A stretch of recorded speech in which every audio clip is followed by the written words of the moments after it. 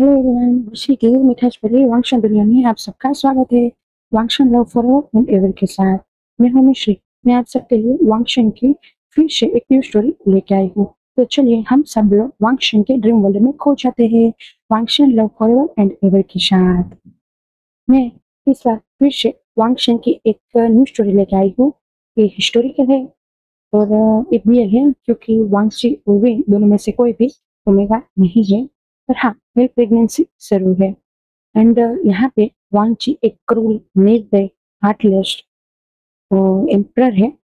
Wing अनाथ है और विंग का कोई भी नहीं है। उसका जियांग फैमिली से कोई लेना देना नहीं है। विंग एक अनाथ की तरह ही रहता है और लोगों की सेवा करता है और वो कल्टीवेशन करता है। विंग की कल्टीवेशन वांगची की कल्टीवेशन के बराबर की है। वांगची का कल्टीवेशन इतना हाई है कि वो इमोर्टल बनने की श्रेणी में आ सकती है। वांगची अभी विश्व एम्पायर को संभाल रहा है। लाल वांगची पूरे कल्टीवेशन वर्ल्ड का एम्परर है। लाल वांगची को एम्परर बनना नहीं था। लाल वांगची को तो अपनी कल्टीवेशन की शिक्षा को ग्रहण करना था और अपने जो भी सोलमेट है उसे शादी करके एक शांत जिंदगी बितानी थी। पर लान सीचन ने एम्परर बनने से मना किया।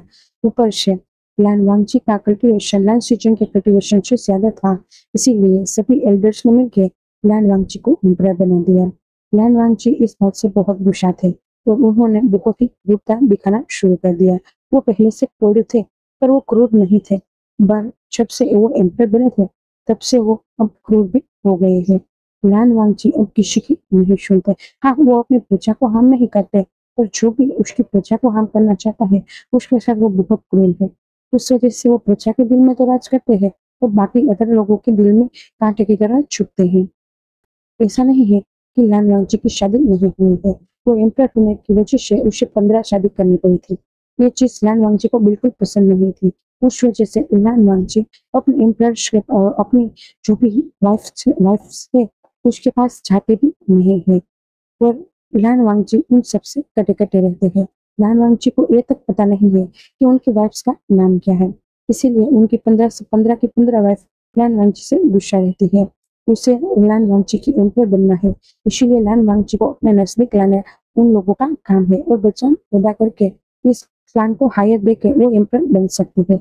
इसी की नीति वो लोग बनाती रहती है, पर लान वांगची हर बार बच जाते हैं और लान वांगची किसी को भी अपने पास आने तक नहीं देते।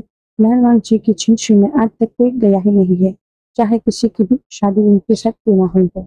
जैसे ही उनकी शादी होती है वैसे ही लान वांगची उनको जो हरम होता है वहां पे बेच देते हैं और उसका मुंह उठाकर देखते भी नहीं है।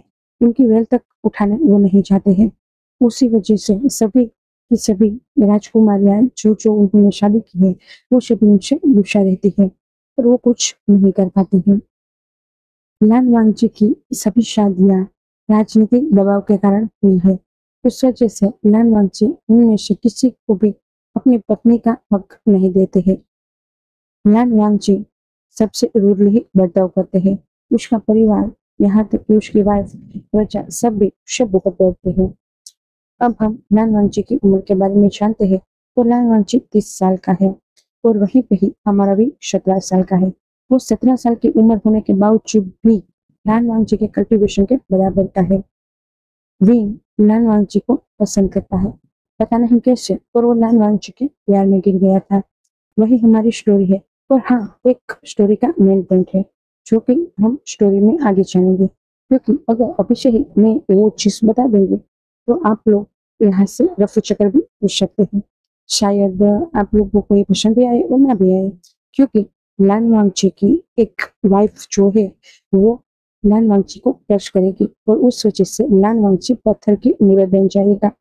लो, मैंने बता दिया आप लोगों को क्या सस्पेंस था स्टोरी का। कोई नहीं, अब हम स्टोरी में आए को स्टार्ट करेंगे और जानेंगे कैसे लान वांगची फिर से इंसान बनेंगे, क्योंकि वो पत्थर तो बन गए हैं और साथ ही साथ उनके दिल में जितने भी छुपे हुए भाव थे जो अपने जीवन साथी के लिए थे उन सब पे भी पानी फिर गया है और वो सब भी पत्थर बन गए हैं। इसीलिए वो उसके सोलमेट जो उसके लिए वो प्यार फील करते हैं उसके प्रति भी वो रूप हो जाएंगे और वो विंग के साथ भी बहुत बुरा करेंगे जब वो फिर से इंसान के रूप में आएगी। वो उसमें कशु वांची का नहीं होगा, उसमें कशु उस कर्ज का होगा जो कर्ज वांची को दिया गया है। तब हम स्टोरी जानते हैं कि वांची को कैसा कर्ज दिया गया है और स्टोरी में ऐसा क्या हो गया कि वे वांची की साथी बनेगा, उसका सोलमेट बनेगा, पुरुष का प्यार बनेगा। स्टोरी का नाम है सोलमेट क्रिएटिव कर्ज। स्टोरी का नाम है, यानी कि जो वांची का सोलमेट है वही वांची के कर्ज को तोड़ेगा। अब हम स्टोरी स्टार्ट करते हैं। बहुत बड़ा सा राज दरबार लगा हुआ था। उस राज दरबार में सभी लोग त्राहिमाम त्राहिमाम थे, क्योंकि राजा जो वहां के एम्परर है उन्होंने किसी गद्दार को सजा दी थी। वो वहां पे ही था, वो अपने घुटनों पे था। वो था मो शुवानी, मो कान का राजा। वो राजकुमार वो राजकुमार लान शिचन को मारना चाहता था, क्योंकि लान वांगजी से वो शादी करना चाहता था और लान शिचन ने उसे मना कर दिया था कि वो किसी भी लड़के से शादी नहीं करेगा। इसीलिए उसने लान शिचन पे वार कर दिया था गुस्से में आके, और उसने लान शिचन से कहा था तुम मुझे मना कर रहे हो, देखना एक दिन लान वांगची किसी लड़के से भी शादी जरूर करेगा। इस बात से लान शिचन को भी गुस्सा आ गया था और उन दोनों के बीच में घमासान युद्ध हो गया था और उसी बीच लान वांगची को चोट लग गई थी, लान शिचन को चोट लग गई थी। तो लान शिचन की चोट को देख के लान वांगची गुस्से में आ गई थी। ये सब राजमहल से बाहर हुआ था और लान वांगची के जो भी गुप्तचर थे उन्होंने ये सब सूचना एम्परर को दिया था और एम्परर को कहा था एम्परर आपके ब्रदर को राजा मो शुआनी काम कर रहा है। इसीलिए एम्परर ने गुस्से में आकर मो शुआनी को कैद किया था। मो शुआनी को राज दरबार में सबके सामने लाया गया है। तब एम्परर ने मो शुआनी से कहा था तुम्हारी हिम्मत कैसे हुई, मेरे ब्रदर को इस तरीके से नाम किया तुमने। तब मो शुआनी वांची को बो डाउन करता है और कहता है एम्परर मैं आपसे शादी करना चाहता हूँ, इसीलिए मैंने लान शिचन राजकुमार लान शिचन से इस बारे में बात की थी और वो इस बात से गुस्सा हो गए हैं और उस वजह से हम दोनों के बीच में फाइट हो गई थी। तब लान वांगची शॉक हो जाते हैं, क्योंकि उनकी पहले से ही शादी हो रखी है और लान वांगची किसी भी लड़के की वो तो जानना है क्या सोचना भी नहीं चाहते हैं। तो वहां के सभी एल्डर्स भी बातें करने लगे थे। उसमें से कोई एक एल्डर, उन एल्डर में से कोई एक एल्डर खड़ा हुआ। वहां पे जितने भी मंत्रीगण थे वो सभी भी खुशफुश करने लगे थे। उसमें से एक मंत्रीगण जो बहुत ही वयस्क था, जो बहुत बड़ी उम्र का था, वो खड़ा हुआ और वो गुस्से से मुशवानी को कहता है तुम्हारी हिम्मत कैसे हुई हमारे एम्परर को ऐसा कहने की, क्या तुम नहीं जानते एम्परर की पहले से ही शादी हो गई है। तब मुशवानी उस सामने वाले मंत्री के साथ जुबान लड़ाते हुए कहता है हाँ हो गई है, मैं जानता हूँ, पर मैं ये भी जानता हूँ कि एम्परर किसी के भी साथ कोई संबंध नहीं बना रहे हैं। तो इसका क्या मतलब हुआ, क्या एम्परर कर्जस्वी नहीं है, क्या एम्परर को किसी लड़के में रुचि नहीं है। तब ये बात सुन के एम्परर बहुत गुस्से में आ गए थे और एम्परर ने मुशवानी से कहा था राजा मुशवानी आप अपनी हद में रहिए, आप जानते भी हो आप किसके सामने और किसके लिए बात कर रहे हो। तब मुशवानी वांगजी की आंखों में आंखें डाल के कहता है एम्परर मैं बहुत अच्छे से जानता हूँ कि मैं आपके बारे में बातें कर रहा हूँ, तो मैं यह भी जानता हूँ कि आपकी पहले से ही 15 शादियां हो गई है, फिर भी मैं आपसे शादी करना चाहता हूँ, क्योंकि मुझे पूरा यकीन है आपने आज से पहले कभी भी किसी भी लड़की को हाथ नहीं लगाया है। तो इसका यही मतलब है कि आपको लड़की में इंटरेस्ट है। और मैं भी तो कल्टिवेटर हूँ, मैं भी एक राजा हूँ, तो क्या आप मुझे अपने जीवन साथी के रूप में नहीं अपना सकते। इस बात से गुस्सा होते हुए ब्रिटिश राजा लान पुरन गुस्से से मोशवानी से कहते हैं राजा मोशवानी आप अपने हद में रहिए, आप एम्परर से बात कर रहे हैं और आप जानते हो अगर एम्परर को गुस्सा आ गया तो आप यहाँ पे जिंदा नहीं देख के जाओगे। तब मोशवानी राजा पुराने राजा लान पुरन की ओर देखता है और कहता है राजा मैं जानता हूँ कि मैं अब तो जिंदा जाने वाला नहीं हूँ, पर मैं सबके सामने ये तो जरूर कहूंगा कि मैं एम्परर से प्यार करता हूँ और मैं एम्परर का साथी बनना चाहता हूँ। अगर एम्परर सच में मुझसे प्यार करते हैं या फिर मुझे अपनाना चाहते हैं तो मैं तैयार हूँ। ये बात सुनने के साथ ही एम्परर के बीच और मुंह छुआने का शर था। ये देखने के साथ ही सब खड़े हो गए और सब डर गए। राजा भी खड़े हो गए थे। लान तुरंत अपने बेटे से कहते हैं, ये क्या किया वांगची तुमने? तब लान वांगची एम्परर लान तुरंत की ओर देख के कहते हैं, मैं एम्परर हूँ, मुझसे तमीज से बात की जाए। और वो अपने बाबा की ओर गुस्से से बोलता है और एम्परर लान वांगची नीचे आते हैं अपने सिंहासन से और मुशुआनियों के नजदीक जाते हुए कहते हैं, मैं कोई करशलू नहीं हूँ, और रही बात तुम्हारी तो मुझे तुम में कोई रस नहीं था, और रही बात उन रानियों की तो वो सभी मेरे साथ जबरदस्ती रिश्ते में बंधी हुई है। ना ही मैं उस रानी में से किसी को चाहता हूँ, ना ही इस दुनिया में मैंने किसी से प्यार किया है। अगर कोई हो ऐसा तो आए मेरे सामने जो मेरे दिल को पिघला पाए। अगर नहीं तो आज के बाद ऐसी हरकत कोई ना करे। ना ही मेरे सामने किसी भी राजकुमारी को लेके आए, ना ही मेरे सामने कोई राजकुमार आए जो मुझे शादी करना चाहता है और मुझसे प्यार करता हो। इसी तो बकवास कोई करे ही ना, क्योंकि मुझे प्यार पे भरोसा ही नहीं है। और वो गुस्से से वहां से अपने हाथ को झटकते हुए चला जाता है। लान वांग जी एक एम्पर के लुक में थे। बहुत ही हेवी हार्मफुल पहना हुआ था। उनका हार्मफुल ब्लू और गोल्डन का था मिक्स, और वो बहुत ही खूबसूरत उसमें लग रहे थे। बहुत ही हैंडसम, बहुत ही कोल्ड ओरा उसमें से आ रहा था। कोल्ड के साथ साथ डरावना भी हो रहा था। मुंह छुआने की हालत को देख कर सभी डर गए थे। मुंह छुआने के राज दरबार में यह बात पहुंच गई थी। सभी मुंह छुआने की बहन रो रही थी। मुंह छुआने की बहन एक विच थी और उसने नानवान जी से पहले से ही शादी कर रखी थी, और उसने अपने भाई का बदला लेने के लिए एक प्लान बिछाया था। उस प्लान के तहत नानवान जी कैसे आएगा वो तो हम आगे देखेंगे। अब हम स्टोरी में फिर से आगे देखते हैं। वहां के प्रजाजनों की बातें हो रही थी। हम विश्व के शहर का सीन देखते हैं। सभी प्रजा एक दूसरे से बातें कर रहे थे।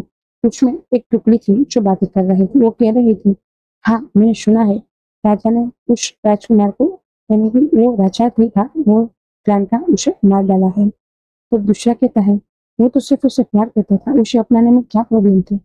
तब तीसरा कहता है, यार क्या तुम नहीं जानते कि हमारे पिता के पास दिल ही नहीं है, और वो प्यार की भाषा किससे समझोगे? तब तीसरा कहता है, तुम्हारी बात सही है, हमारे एम्पर हृदयहीन है, फिर भी वो प्रजा की हर दुख को कैसे समझ जाते हैं वही पता नहीं है। तब दूसरा कहता है, क्या हमारे राज्य में, हमारे एम्पर के दिल में कोई अपनी घर बनाने वाला नहीं आएगा क्या? क्या हमारा एम्पर भी सुखी जीवन नहीं जिएगा क्या? तो एक और कहता है, हमारे एम्पर के पास 15 रानियां हैं, एक से बिल्कुल एक है, और फिर भी वो खुशियों की ओर देखते तक नहीं है। क्या ऐसा नहीं हो सकता कोई एक रानी ही सही उनका दिल पिघला पाए और हमारे हायर को दे पाए? तब वहां पे एक 17 साल का लड़का आता है और वो शराब की बोतल पी रहा था। वो दिखने में बहुत क्यूट था, बहुत हैंडसम था, बहुत स्वीट था और बहुत ही खूबसूरत था। वो शराब की बोतल को अपने जुबान पे लगाया हुआ था और वो इन सबकी बातें सुन रहा था। और वो उन सबसे कहता है, क्या तुम लोग जानते हो, क्या तुम लोग जानते हो कि एम्परर कर्सिव से नफरत करते हैं? तब वे कहता है, हाँ वो कर्सिव से नफरत करते हैं, इसलिए तो उन्होंने ऐसा किया, वो मूशवानी को मार डाला। तब वो जो था बहुत ही खूबसूरत लड़का जो ब्लैक हंसी में था, वो उन सबके सामने आता है, बहुत प्यार से कहता है, नहीं ऐसा नहीं है, एम्परर किसी भी कर्सिव से नफरत नहीं करते हैं, एम्परर प्यार से नफरत करते हैं, कर्सिव से नहीं। तुमने गलत कहा। एम्परर को जब उसने शादी का प्रस्ताव दिया था तब उसने मना नहीं किया था, ना ही तब उसको मारा था। उसने जब प्यार नाम लिया था ना, तब एम्परर ने उस मोशवानी को मारा था। इसका क्या मतलब है जानते हो तुम? तब वो कहता है, ओए बच्चे, तुम तो अभी छोटे बच्चे हो और तुम अभी से इतनी बड़ी बड़ी बातें कर रहे हो। तब वो कहता है, हाँ मैंने दुनिया बहुत पहले से ही समझ ली है और मैं उस एम्परर को भी समझता हूँ। तब वहां पे जो ग्रुप बनाए हुए लोग थे वो कहते हैं, ओह तुम एम्परर को जानते हो, तो एम्परर के कोल बर्ताव को नहीं जानते क्या?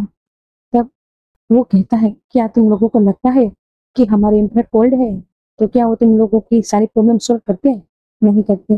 वो कल्ड नहीं है, उन्होंने तो सिर्फ बोल्डनेस का मार्च पहना है।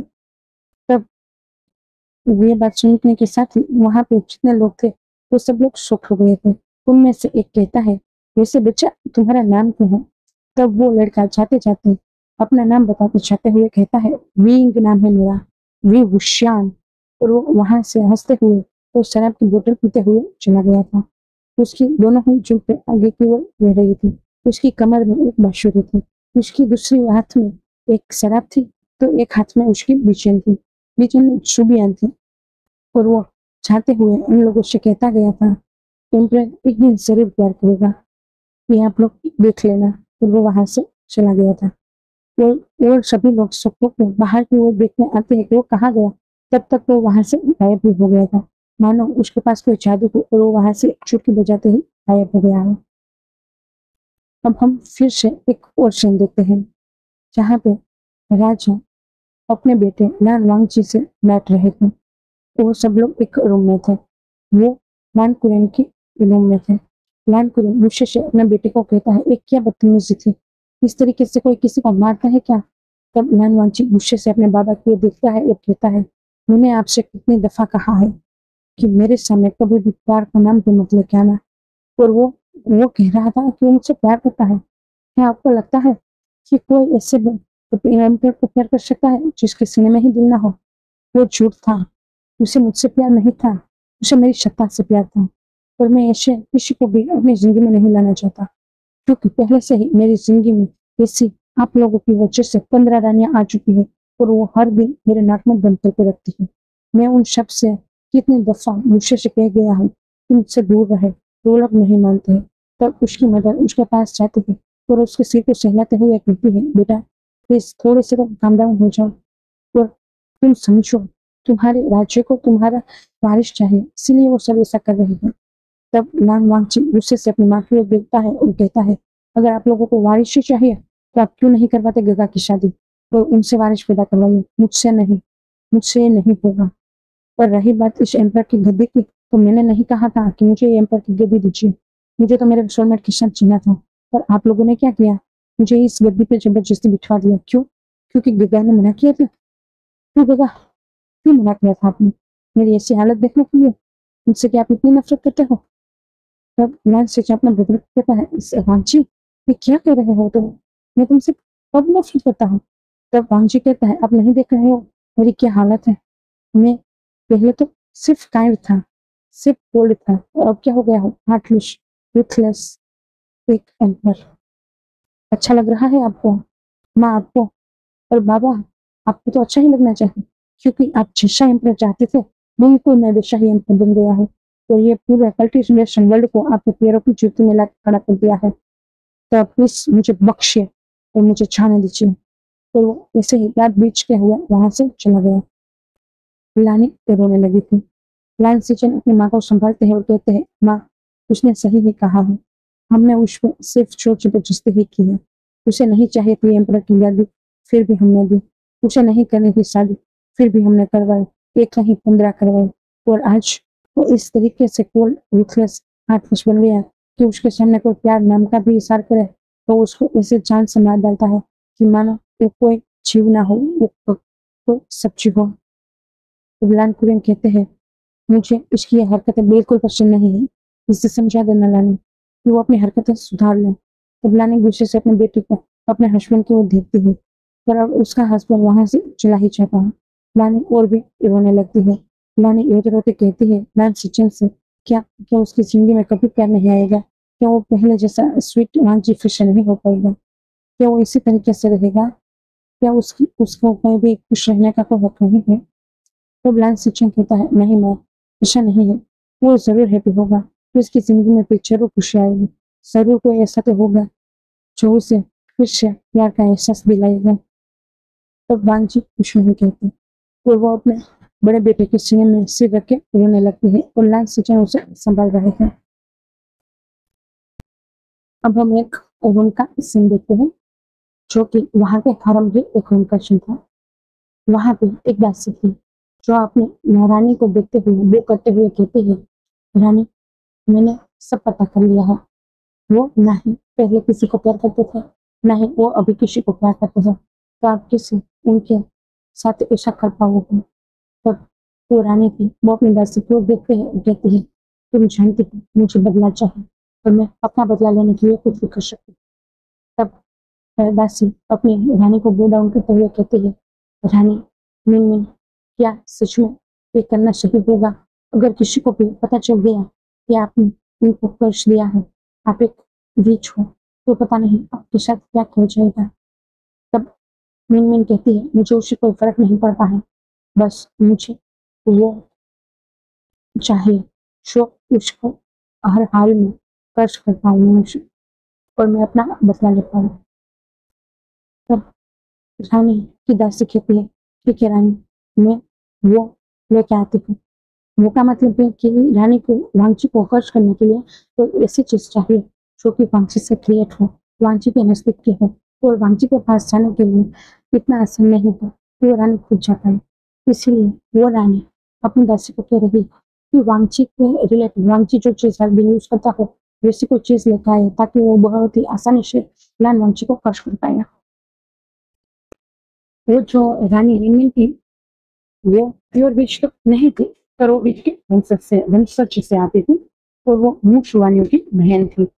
वो मूशवानियों की सगी बहन थी। उस वजह से मूशवानियों की इस वेदनाक मौत की वजह से वो बहुत गुस्से में आ गई थी। वो अपने लिए तो कुछ दिन नहीं ले पाई थी, क्योंकि जब भी किसी भी रानी की शादी होती है तब वो किंग, रूल किंग लैन वांगची उन सभी को उस हरम में छोड़ देता है जो हरम उन लोगों के लिए बनाया गया है। ना ही वो उन लोगों की ओर एक बार भी देखता है, ना ही वो उनका जो वेल होता है वो उठाने आता है। जैसे ही लैन वांगची की शादी होती है, लैन वांगची उससे पीछे छुड़ाते हुए अपने रूम में चला जाता है। तो इस बात का बदला भी मिन में से लेना था। ऐसा नहीं कि वहां पे कोई भी ऐसा हो तो वांगची से प्यार करता हो, नहीं, ऐसा कोई नहीं था। वो कभी भी लैन वांगची के साथ किसी न किसी वजह से रह रही थी। लैन वांगची से कोई भी प्यार नहीं करता था। कोई एक भी ऐसा नहीं था जो लैन वांगची से दिल से प्यार करता हो। लैन वांगची ये बात जानता था कि वो सभी की सभी रानियां उसके साथ सिर्फ और सिर्फ अपने परिवार के उस जो मिल रहे एम्परर के समधि के रूप में जो इज्जत मिलती है, जो लाभ मिलता है, उसकी वजह से ही वो सब उसके साथ थे, उनके परिवार के फायदे के लिए। इसीलिए वांग जी एक भी रानी को भाव नहीं देता था। और ऐसा नहीं कि सभी रानी ऐसी थी, हाँ तो ये सब थे, पर उसका तो कहीं और अफेयर था। फिर भी वो एम्परर की रानी बनती बैठी थी सिर्फ इसलिए कि उन लोगों को पता चाहिए थी। सत्ता के लालच में पता नहीं लोग क्या क्या करते हैं। तो इसी हाल वांगची के साथ भी था, और वांगची ऐसे ही एम्परर नहीं बना हुआ था। वांगची बहुत कम उम्र में एम्परर बन गया था। वांगची जब 20 साल का था तभी वो एम्परर बन गया था, और अभी वांगची 30 साल का है। इस वजह से वांगची को लोगों को पहचानना भी बहुत अच्छे से आता है। वांगजी जानता है उसका कौन वफादार है और उसको कौन अपना मानता है और कौन वांगजी से नफरत करता है। वांगजी को उनमें से किसी से कोई भी लेना देना नहीं था। वांगजी सिर्फ अपनी प्रथा के लिए ही जीता था और अपने प्रथा के लिए न्याय करता था, चाहे उसे किसी को भी सजा क्यों ना देनी पड़े। मिनमिन ने मिनमिन इतना ही नहीं, सभी रानियों ने बहुत ट्राई की थी। कभी लान वांगजी को खाने में कुछ दे देना, उसे एक्टिव कहते हैं ना, वैसे पुराने जमाने के लिए भी वैसे हब्स आते थे, जिस वजह से जो राजा होते हैं ना वो अपनी स्टेमिना बढ़ा देते हैं और वो सभी के साथ अच्छे से बर्ताव कर पाए, यानी कि सेक्स कर पाए, कंटिन्यूस हो पाए। पर राजा और उसके वफादार सिपाही, यानी कि उसका राइट हैंड, जो एम्परर का राइट हैंड है वो है स्वयं, वो दोनों ही बहुत ही सजग थे। इस वजह से राजा के नजदीक कोई जा ही नहीं पाया। हाँ, वो उस जो पेन को उनको अराउज करने के लिए जो मेडिसिन दी जाती थी ना, उस वजह से राजा को बहुत पेन झेलना पड़ता था लान वांगची को। तो लान वांगची किसी के साथ कोई भी शारीरिक संबंध नहीं बनाना चाहता था, इसीलिए वो पेन बर्दाश्त कर जाता है और वो अपने नजदीक किसी को भी नहीं आने देता है। लान वांगची उस पेन में भी सिर्फ इतना ही मन में कहता है, कोई भी ऐसा नहीं है जो सच्चे दिल से मुझे प्यार करता है, सभी को सिर्फ सत्ता चाहिए। और आज भी इन रानियों ने ये साबित कर दिया कि वो सिर्फ सत्ता के लिए ही उसके साथ है और किसी भी वजह से उसके साथ नहीं होता। वांगजी इस बात से टूटा हुआ भी था कि उसकी इतनी रानी होने के बावजूद भी कोई एक भी ऐसा नहीं है जो उसे पूरे दिल से और सच्चे दिल से अपनाई। सभी की सभी रानी सिर्फ और सिर्फ उसके साथ पेशों की वजह से थी, श्रद्धा की वजह से, कथाओं की वजह से। रानी मीन मीन ने ऐसा एक बार नहीं कई दफा किया था कि वो राजा तक आ पाए, पर ऐसा नहीं हो पाया था। उस वजह से वो हिच खाई हुई थी। पर आज जब अपने भाई का ऐसा हाल उसने देखा, तब वो ये चीज बर्दाश्त नहीं कर पाई कि राजा ने उसके खुद के ब्रदर को ऐसा किया। उसे लगता, रानी को लगता था कि यहाँ पे थोड़ा बहुत ही सही उसकी चलती है, तो क्या पता वो अपने आप को एम्परर के एम्परर के पद में भी स्वीकार पाए। और उसको इस बात से भी खींच थी कि उसके ब्रदर ने उसके ही पति को अपना प्यार किया, इसीलिए वो गुस्से में आ गई। वो अपने भाई पे गुस्सा थी या फिर लालवंशी पे, वो बात तो वो नहीं समझ पाई थी, पर उसने अपना सारा गुस्सा लालवंशी पे निकाल दिया। उसने लालवंशी को कर्ज कर दिया। उसने एक विधि की थी, पूरी तांत्रिक विधि की थी जो ब्लैक मैजिक से जुड़ी हुई थी। और वहां पे उसने लालवांची का जो हाम्पू था, जो लालवांची ने आज पहना हुआ था, वो हाम्पू था। उसने उसी हाम्पू को वहां पे रखा था, क्योंकि वो हाम्पू उसकी दासी ने बड़ी मुश्किल से ला के दिया था, क्योंकि लालवांची के रूम में किसी भी दासी का जाना भी कोई संभव नहीं था। पर उसकी दासी अपने दासी धर्म को निभाने के लिए बहुत ही मुश्किल से लालवांची का हाम्पू लेके आई थी। और वो हाम्पू लालवांची का था, और वो हाम्पू वहां पे रखा था उस रीति के दौरान। और उस रानी ने पूरी रात विधि की थी। और रात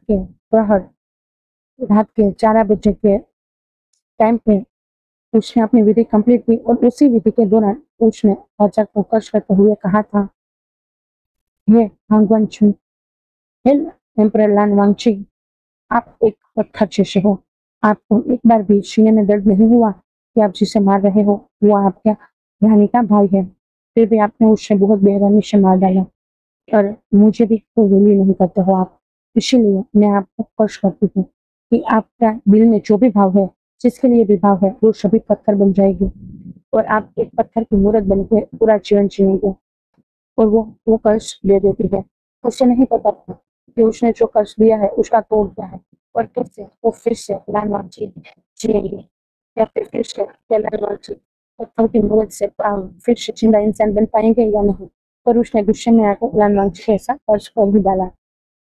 लालवांची को रात को ही एक कर्ज दिया गया था। उस वजह से जो ब्लैक पावर थी वो बहुत हाई पीक पे थे, और लालवांची के कर्ज पे बहुत ही बुरा बर्ताव किया था। और लालवांची उसी टाइम पे एक पत्थर बन गए थे। और लालवांची अपने बेड पे सो रहे थे, और वो वहां पे पत्थर की मूर्त थी बन के सो गए। उसके बीच में जो तेज था वो भी क्षण हो गया, और उसके तेज की रोशनी गायब होने लगी। सुबह हुई, चारों ओर त्राहिमाम त्राहिमाम होने लगा, क्योंकि सुबह के 5 बजे जो उसका लालवांची का जो दाहिना हाथ है सूर्य, वो लालवांची के पास आता है और उसे हर दिन की तरह स्नान करवाने ले जाता है। और उनका जो भी राजा का जो भी कार्यक्रम होता है वो सब करवाता है। पर आज जब श्रेयांक वहां पे पहुंचा तो उसकी सांस थम गई, क्योंकि उसने देखा लालवांची अब लालवांची नहीं रहे हैं, एक पत्थर बन गई है।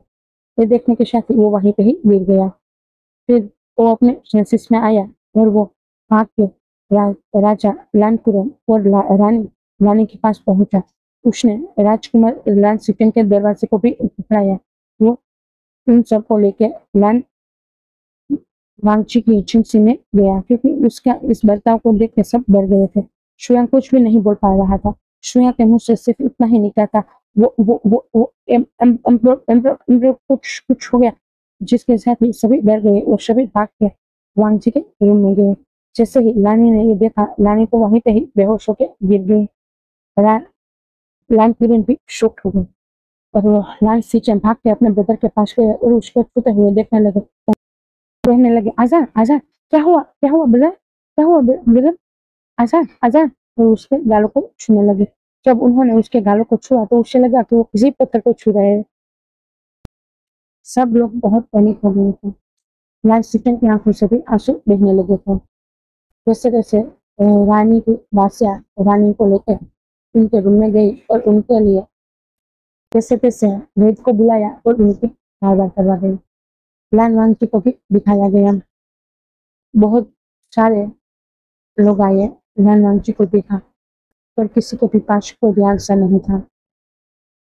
रान वांगची की सभी रानियों को भी पता चल गया। कोई बहुत हैप्पी थी तो कोई बहुत दुखी थी। कोई सच में इनको दिल से अपना पति मानती थी, वो रानियां दुखी थी। तो जो लान वांगची को सिर्फ एज अ टूल ही समझती थी, वो बहुत हैप्पी थी। रानी मिनमिन भी बहुत हैप्पी थी। वो मन में कहती थी, मैंने मेरा बदला ले लिया। अब मैं जानती हूँ कि तुम कभी भी विषपत्थर नहीं बनने और पत्थर से इंसान नहीं बनने वाले, क्योंकि किसी के भी पास कोई भी ऐसा तोड़ नहीं होगा तो मेरे इस कर्ज को तोड़ पाए। तुम भूल जाओ अब फिर से उस जिंदगी को जहाँ पे तुम सब पे रूल करते थे। अब इस लैंड एम्पायर मेरा राज चलेगा। और मीन मीन सच में लैंड एम्पायर पे अपना राज भी चलाने लगी थी। आहिस्ता आहिस्ता से वो सभी मंत्रीगणों को भी अपने वश करने लगी थी। और वहां पे अब विद्रोह टाइप का होने लगा था, तो लैंड वांगची के खिलाफ था। ये बात आग की तरह पूरा कल्टीवेशन वर्ल्ड में फैल गई थी। लान वांगची को जो भी लोग पसंद नहीं करते थे, वो सभी लोग लान वांगची को उस पत्थर से हमला करके उसे खत्म करना चाहते थे और लान एम्पायर को जीतना चाहते थे। पर जो भी बुरी नीति से लान एम्पायर के नजदीक आता था, वो सभी हवा में फ्लोट होते हुए वहां से दूर फेंका जाता था। जो भी दुश्मन थे, वो सभी लोग ये बात को देख के बहुत डर गए थे। और लान वांगची के ब्रदर, उसके बाबा, उसके जितने भी सैनिक थे, वो सभी भी ये चीज को देख के बहुत शौक थे कि ऐसा कैसे हुआ, क्योंकि युद्ध स्टार्ट हो गया था पर लान की जो भी सीमा थी उसके अंदर कोई भी आ नहीं पा रहा था। सब सोचते थे कि ये कैसे हुआ। वहां पे वांची के पावर की रोशनी आ रही थी, ब्लू कलर की रोशनी। ये देख के सबको ये समझ में आ गया कि लान वांची चाहे कर्जों में हो या फिर वो पत्थर पत्थर बन गए हो या फिर कुछ और हो, तो लान वांची की कल्टीवेशन पावर को स्थिर नहीं किया गया है। इसीलिए लान वांची की सारी कल्टीवेशन पावर आज उनको बचा रही है। लान वांची एक पत्थर की मूर्त बनने के बावजूद भी अपने क्लान को सेव कर रहा है। लान वांची अभी एक पत्थर बना हुआ था, इसीलिए मिन मिन को लगा कि वो कुछ नहीं सुन पाएगा, ना ही समझ पाएगा। इसलिए मिन मिन लान वांची के फैसले गई। उसके पास जाके उसके कानों में जाके कहने लगी, वैसे कैसा लग रहा है एम्परर? आप तो मुझे और मेरे ब्रदर दोनों के साथ एक बुरा बर्ताव करते हुए दिख गई। मुझे लगा था कि आपको मुझ में कोई इंटरेस्ट नहीं, और मेरे ब्रदर को लगा कि उसमें इंटरेस्ट आ जाएगा। उस वजह से मैं आपको आपके नजदीक आई, आपके पास आया। आप जानते हो इस तरीके से मेरा ब्रदर आपको छूने की कोशिश कर रहा था, मैंने देखा है। पर आपने उसके साथ कभी भी मना नहीं किया, ऐसा क्यों किया आपने? क्या आपको सच में लड़के पसंद है? क्या आप कच्ची हो? तब लाल मांझी मन में कहता है, क्या वाहियात बात है ये। तब वो मीन उसके नजदीक जाती है और उसके कान में फिर से कहती है, वैसे मैंने देखा था मेरे ब्रदर को आपको नहलाते हुए। हाँ मुझे पता है, वो काम तो सिर्फ सुयांग ही करता है, पर उसने सुयांग नहीं था, मेरा ब्रदर था। वो आपको बहुत ही अच्छे से छू रहा था, पर आपने तो ऐसा भी मौका हमें नहीं दिया। सच कहूँ तो मैं मेरे ब्रदर से ही जेलस थी, और उसने हिम्मत करके सबके सामने आपके शादी का प्रस्ताव भी रख दिया। वाह क्या बात है। पर आपने सही किया, उसको इस तरीके से मार डाला, वरना मैं खुद उसे मार डालती।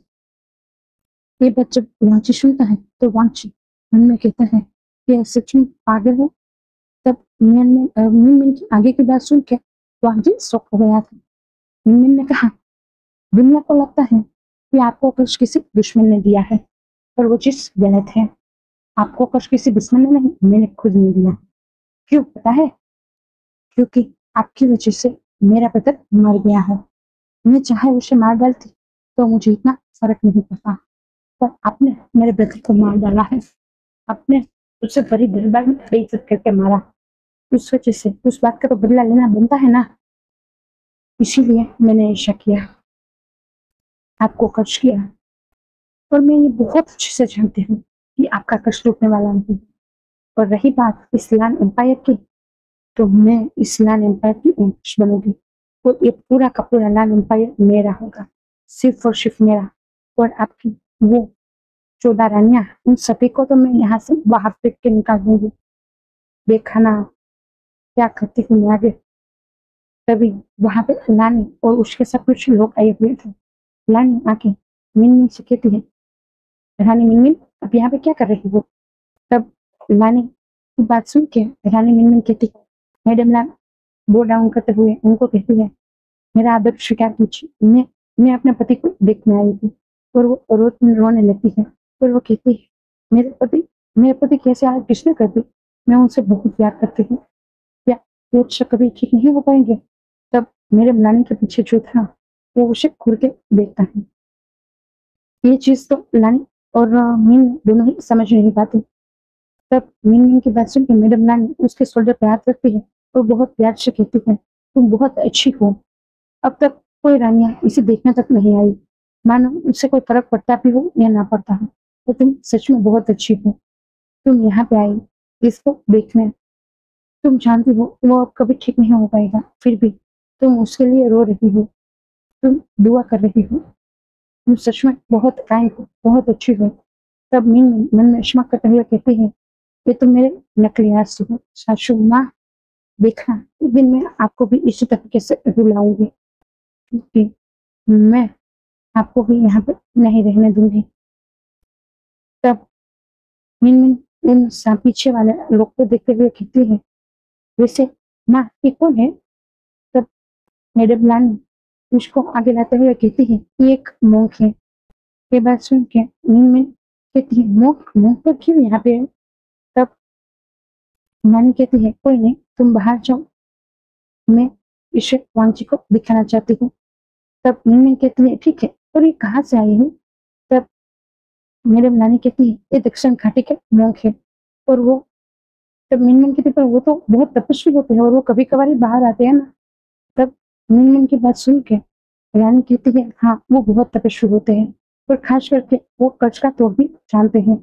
मैं जानना चाहती हूँ मेरे बेटे को कर्ज किसने दिया और किसने किस चीज से मेरे बेटे का कर्ज टूटेगा। जब ये बात मिनमिन सुनती है तो मिनमिन डर गई थी।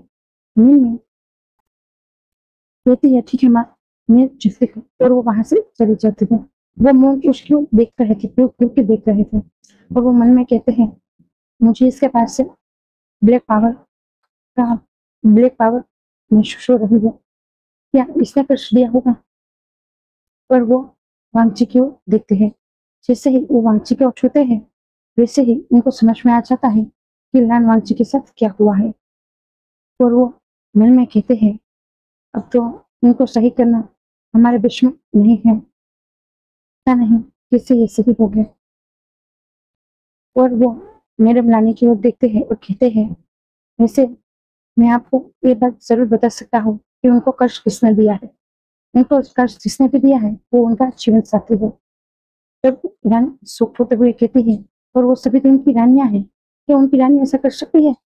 तब वो मुंह कहते हैं, हाँ कर सकती है। जेलसी, गुस्सा, नफरत और प्यार और अपमान, वो ऐसी चीजें हैं जो लोगों से कुछ भी करवा सकती हैं। और इनमें से कोई एक ही चीज ऐसी होगी, कोई एक इंसान ऐसा होगा जिसको एक चीज ट्रिगर कर गई है और उन्होंने उनको कर्ज दे दिया है। उनको कर्ज इसीलिए इतना गहरा लगा है क्योंकि वो उनका जीवन साथी था। किसी अनजाने ने ऐसा कर्ज उनको दिया होता तो इतना गहरा कर्ज उनको ना लगता, यहाँ तक कि उनका दिल भी सिल ना होता और उनका दिल पत्थर का ना बन जाता। ये बात सुनने के साथ ही मैडम लानी रोने लगती है और वो कहती है, मैं किसे पता लगाऊंगा कि किसने कर्ज दिया है? तब मोहन कहते हैं, वो तो अब कभी नहीं पता चल सकता कि किसने कर्ज दिया है, क्योंकि ऐसा तो कोई तौर नहीं है कि उनका कर्ज किसने दिया है वो पता लगाया जाए।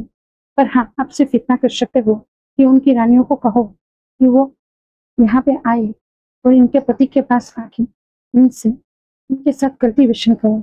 अगर इन दोनों का कल्टीवेशन एक हुआ तो ही कहीं पे ही जाके एम्परर का कुछ तो कम होगा। उसके बाद ही हम जान पाएंगे कि इनको पूरी तरीके से ठीक कैसे किया जा सकता है। ऐसे ही नहीं हम एम्परर को इस कर से मुक्त कर सकते हैं। तब रानी कहती है, ठीक है, मैं सभी रानियों को ये सूचना जरूर दूंगी। तब एम्परर के वो देखते हुए मुंह कहते हैं, एम्परर आप सच में अच्छे थे, पर आपका दिल तो सच में पत्थर पड़ गए थे और आपके दिल में सभी भाव पत्थर के हो गए थे। इसीलिए शायद ये आपके नसीब में था कि आपको ये बर्दाश्त करना पड़ा। तब एम्परर मन में कहते हैं क्या बकवास है, मैं इन सब चीजों में बिलीव नहीं करता और मैं नहीं चाहूंगा कि उनमें से कोई भी मुझे छुए भी। मुझे उन सबसे नफरत है।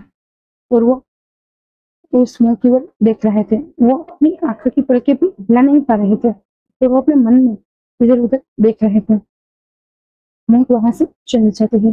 रानी, मैडम रानी सभी को ही जो ग्लान वांगची की वाइफ है 15 उन सभी को बुलाती है और कहती है रानी, आप सब जानती हो कि आपके पति के साथ क्या हुआ है। तो सभी रानियां अपना नाटक दिखा रही थी, बहुत इमोशनल होते हुए रो रही थी। वो कह रही थी इनके बहुत अच्छे थे, उनके साथ ऐसा नहीं होना चाहिए। तब मैडम रानी कहती है मैं बहुत अच्छे से जानती हूँ कि तुम में से कोई भी मेरे बेटे को पसंद नहीं करती हो, पर हाँ मैं ये भी जानती हूँ कि तुम में से ही कोई है जो मेरे बेटे को क्रश किया हुआ है। मुझे नहीं पता किसने किया है। इस ये बात सुनने के साथ ही मिनमिन डर जाती है। मिनमिन कहती है माँ ऐसा कौन होगा जो ऐसा करता होगा। तब मिनमिन की ओर देख के मैडम रानी कहती है मुझे नहीं पता किसने ये किया है, और मुझे सिर्फ इतना पता है कि उसका क्रश क्या तो हो सकता है और उसके लिए आप लोगों को कुछ ना कुछ तो करना पड़ेगा। तुम सभी उनकी जीवन साथी हो और उनको कभी भी किसी जीवन साथी नहीं दिया है। उस वजह से तुम्हें लोगों को उनके पास जाना होगा और तुम्हारी आंतरिक कल्टीवेशन पावर से उस वांछी की कल्टीवेशन पावर को एक्टिव करना होगा, जो कल्टीवेशन पावर अभी सील है। और वो कल्टीवेशन पावर से टूटेगा उसके बाद ही लान वांगची का कर्ज किससे टूटेगा वो हमें पता चलेगा। ये बात जब खत्म हुई तब लानी की बात सुन के मिनमिन डर गई थी। मिनमिन मन में कहती है उस मोम को तो मैं छोड़ूंगा नहीं। और वो मन में कहती है अब मोम तुम्हारी बारी है। और वो बाकी सभी रानियों के साथ वहां से चली जाती है। सभी रानियां मैडम लानी के आदेश की वजह से राजा एम्परर के पास जाती तो है, पर वो एम्परर के नजदीक नहीं जा पाती है क्योंकि एम्परर खुद नहीं चाहता था कोई भी रानी उसे छुए। उस वजह से उनकी पावर बहुत एक्टिव हो गई थी और जो भी रानियां उनके नजदीक तक आती थी तो उनको बहुत छोटा झटका लगता था और वो सभी रानियां उछल के वहां से दूर गिर जाती थी। ये देख के मैडम रानी बहुत डर गई थी। मैडम रानी अपने बेटे के सिर को सहलाते हुए कहती है बेटा बेटा अपने पावर को संभालो, ऐसा ना हो जाए कि तुम भी खुद हार्म हो जाओ। बेटा ऐसा मत करो, वो सभी तुम्हारी रानियां है। मैं मानती हूँ कि तुम उनको पसंद नहीं करते हो ना ही वो, पर यही एक ये तरीका है तुम्हें ठीक करने का। वांची मेरी बात को समझो। और वांची कुछ नहीं समझता है और उन सभी रानियों को एक एक के बाद एक एक जैसे जैसे वो उन वांची को छूने आती थी वैसे वैसे वांची अपने पावर से उन सभी को ही फेंक देता था और सभी रानियां वहां से दूर गिर जाती थी। उनमें से कोई भी ऐसा नहीं था जो वांची के पास 2 सेकंड भी टिक हुई। वांची मन में कहता है मैं बहुत अच्छे से जानता हूँ तुम में से किसी के भी दिल में मेरे लिए कोई प्यार नहीं है। अगर होता तो मेरे पावर तुम लोगों को हार्म ना करता। तुम सभी एक छलावा हो, सिर्फ ऐसा छलावा जो उन सभी राजाओं ने मेरे साथ किया है, एम्परर के साथ किया है। मैं उनमें से किसी को छोड़ने वाला नहीं हूँ। अब हम विंग की ओर का सीन देखते हैं। विंग अभी एक जंगल में था तो वो नाइट हंट कर रहा था। वो गरीब लोगों को बचा रहा था एक राक्षस से। जो डेमन था वो लोगों के प्राण को खींच रहा था, कभी उनके साथ फाइट कर रहा था, कभी अपने बांसुरी के सुर पे तो कभी अपनी शुभियान के ताल पे। और वो राक्षस भी मर गया था। उसे ऐसे कहते हुए वहां के लोग बहुत ही हैप्पी हो गए थे और उसे आशीर्वाद देते हुए कहते हैं हम तुम्हें दुआ देते हुए कह रहे हैं, कहते हैं कि तुम जो चाहो जिसे चाहो वो तुम्हारे नसीब में जरूर आए। तो बिंग बहुत प्यार से उन सबकी उस्मान करते हुए कहता है वैसे मैं भी चाहूंगा कि वो मेरे नसीब में जरूर आए। तब सभी लोग हंसने लगते हैं। बिंग उन सबके साथ खाना खाने बैठ गया था क्योंकि उन लोगों को पता चल गया था कि बिंग अनाथ है और वो ऐसे ही सड़कों पर भटकता रहता है। और वहां के क्लान के जितने भी लोग थे, गरीब लोग, वो बिंग को अपने साथ बिठाते हुए उनसे कहते हैं वे तुम्हारा नाम क्या है बेटा। तो विंग उन सबको कहता है वैसे मेरा नाम विभूषण है। कोई मुझे मुझे आसियन कहता है तो कोई मुझे विंग कहता है, कोई मुझे वी गगा कहता है तो कोई मुझे वी मास्टर कहता है। पता नहीं कौन कौन कितने नाम से मुझे बुलाता है। तब उन सबको कहते हैं वैसे हम तुम्हें इलिंग पेट्रिया कहना चाहते हैं। तो विंग कहता है इलिंग पेट्रिया, अरे क्यों। तब विंग की बात सुन के वो सब लोग कहते हैं, वैसे बेटा तुम जानते हो कि तुम जहाँ पे हो वो एलियन का विस्तार है। तो विंग कहता है, हाँ मैं जानता हूँ। तब वो लोग कहते हैं, हम लोग इतने दिनों से इस परेशानी से जूझ रहे थे। काफी सारे राजाओं को हमने कहा था, पर किसी ने भी हमारी हेल्प नहीं की थी। तब विंग कहता है, तो विश्व में आपको तो खबर करनी चाहिए थी ना, वो लोग तो सबकी हेल्प करते हैं ना। तब वो लोग कहते हैं, हम किसे विश्व में हेल्प भेज का संदेशा भेज सकते हैं, वहां के एम्परर ही खुद अभी पत्थर की मूर्त बने हुए हैं। ये बात सुनने के साथ ही विंग के हाथ रुक गए हैं और विंग कहता है, क्या कहा आपने? तब उनमें से एक बूढ़ा इंसान था, वो विंग से कहता है, क्या तुम नहीं जानते हो? तो विंग कहता है, क्या? तब वो इंसान कहता है, क्या तुम नहीं जानते, एम्परर लान वांगची को किसी ने कर्ज किया है और वो अब पत्थर की मूर्त बन गए हैं। तब विंग कहता है, क्या? लान वांगची को? तब वो जो बूढ़ा इंसान था वो कहता है, हाँ हाँ बेटा, एम्परर लान वांगची को किसी ने कर्ज किया है। हमने सुना है कि उनको कर्ज उनके जीवन साथी ने दिया है। ये कर्ज उनको उनके जीवन साथी ने ही दिया है। ये बात सुनने के साथ ही विंग के हाथ कपकपा गए थे। तब वहां पे पास में ही एक लड़की थी जो विंग से थोड़ी सी बड़ी थी। वो विंग को संभालते हुए कहती है, विश्व विंग। तो विंग उनकी ओर देखता है और कहता है, जी जी। तब वो लड़की कहती है, मेरा नाम वेंचिंग है। तब विंग कहता है, जी जी। तब वेंचिंग कहती है, तुम क्यों इस तरीके से कपकपा रहे हो? तब विंग कहता है, वो बहुत अच्छे थे, उनके साथ ऐसा किसने किया? ये बात सुनने के बाद सब चुप हो गए थे। वेंचिंग विंग का हाथ पकड़ के उसे अपने साथ वहां से दूर ले जाती है और वो सबकी ओर देखती है और कहती है, मैं इससे बात कर लेती हूँ, आप लोग खाना शुरू कीजिए, मैं अपने से फ्री हूँ। तभी ये बात मान जाते हैं क्योंकि वेंचिंग विंग की राजकुमारी थी, पर वो सबके साथ आम लोगों की तरह ही रहती थी। वेंचिंग विंग का हाथ पकड़ के उसे दूर ले जाती है और कहती है कि तुम नैनवांची को जानते हो? नहीं, मैंने उनको कभी नहीं देखा है। ये बात सुनने के साथ वेंचिंग कहती है कि तुम कैसे देख सकते हो कि वो अच्छी है? तब विंग कहता है, मैं जानता हूँ वो बहुत अच्छी है, तो सच में दिल के बहुत साफ है। मैं मानता हूँ कि वो एम्परर होने की वजह से बहुत क्रूर है, पर वो अपनी प्रजा के लिए क्रूर नहीं है। वो क्रूर है तो अपने दुश्मनों के लिए, और इतना तो क्रूर एम्परर को बनना ही पड़ता है, वरना कोई उसे धमकाएगा नहीं।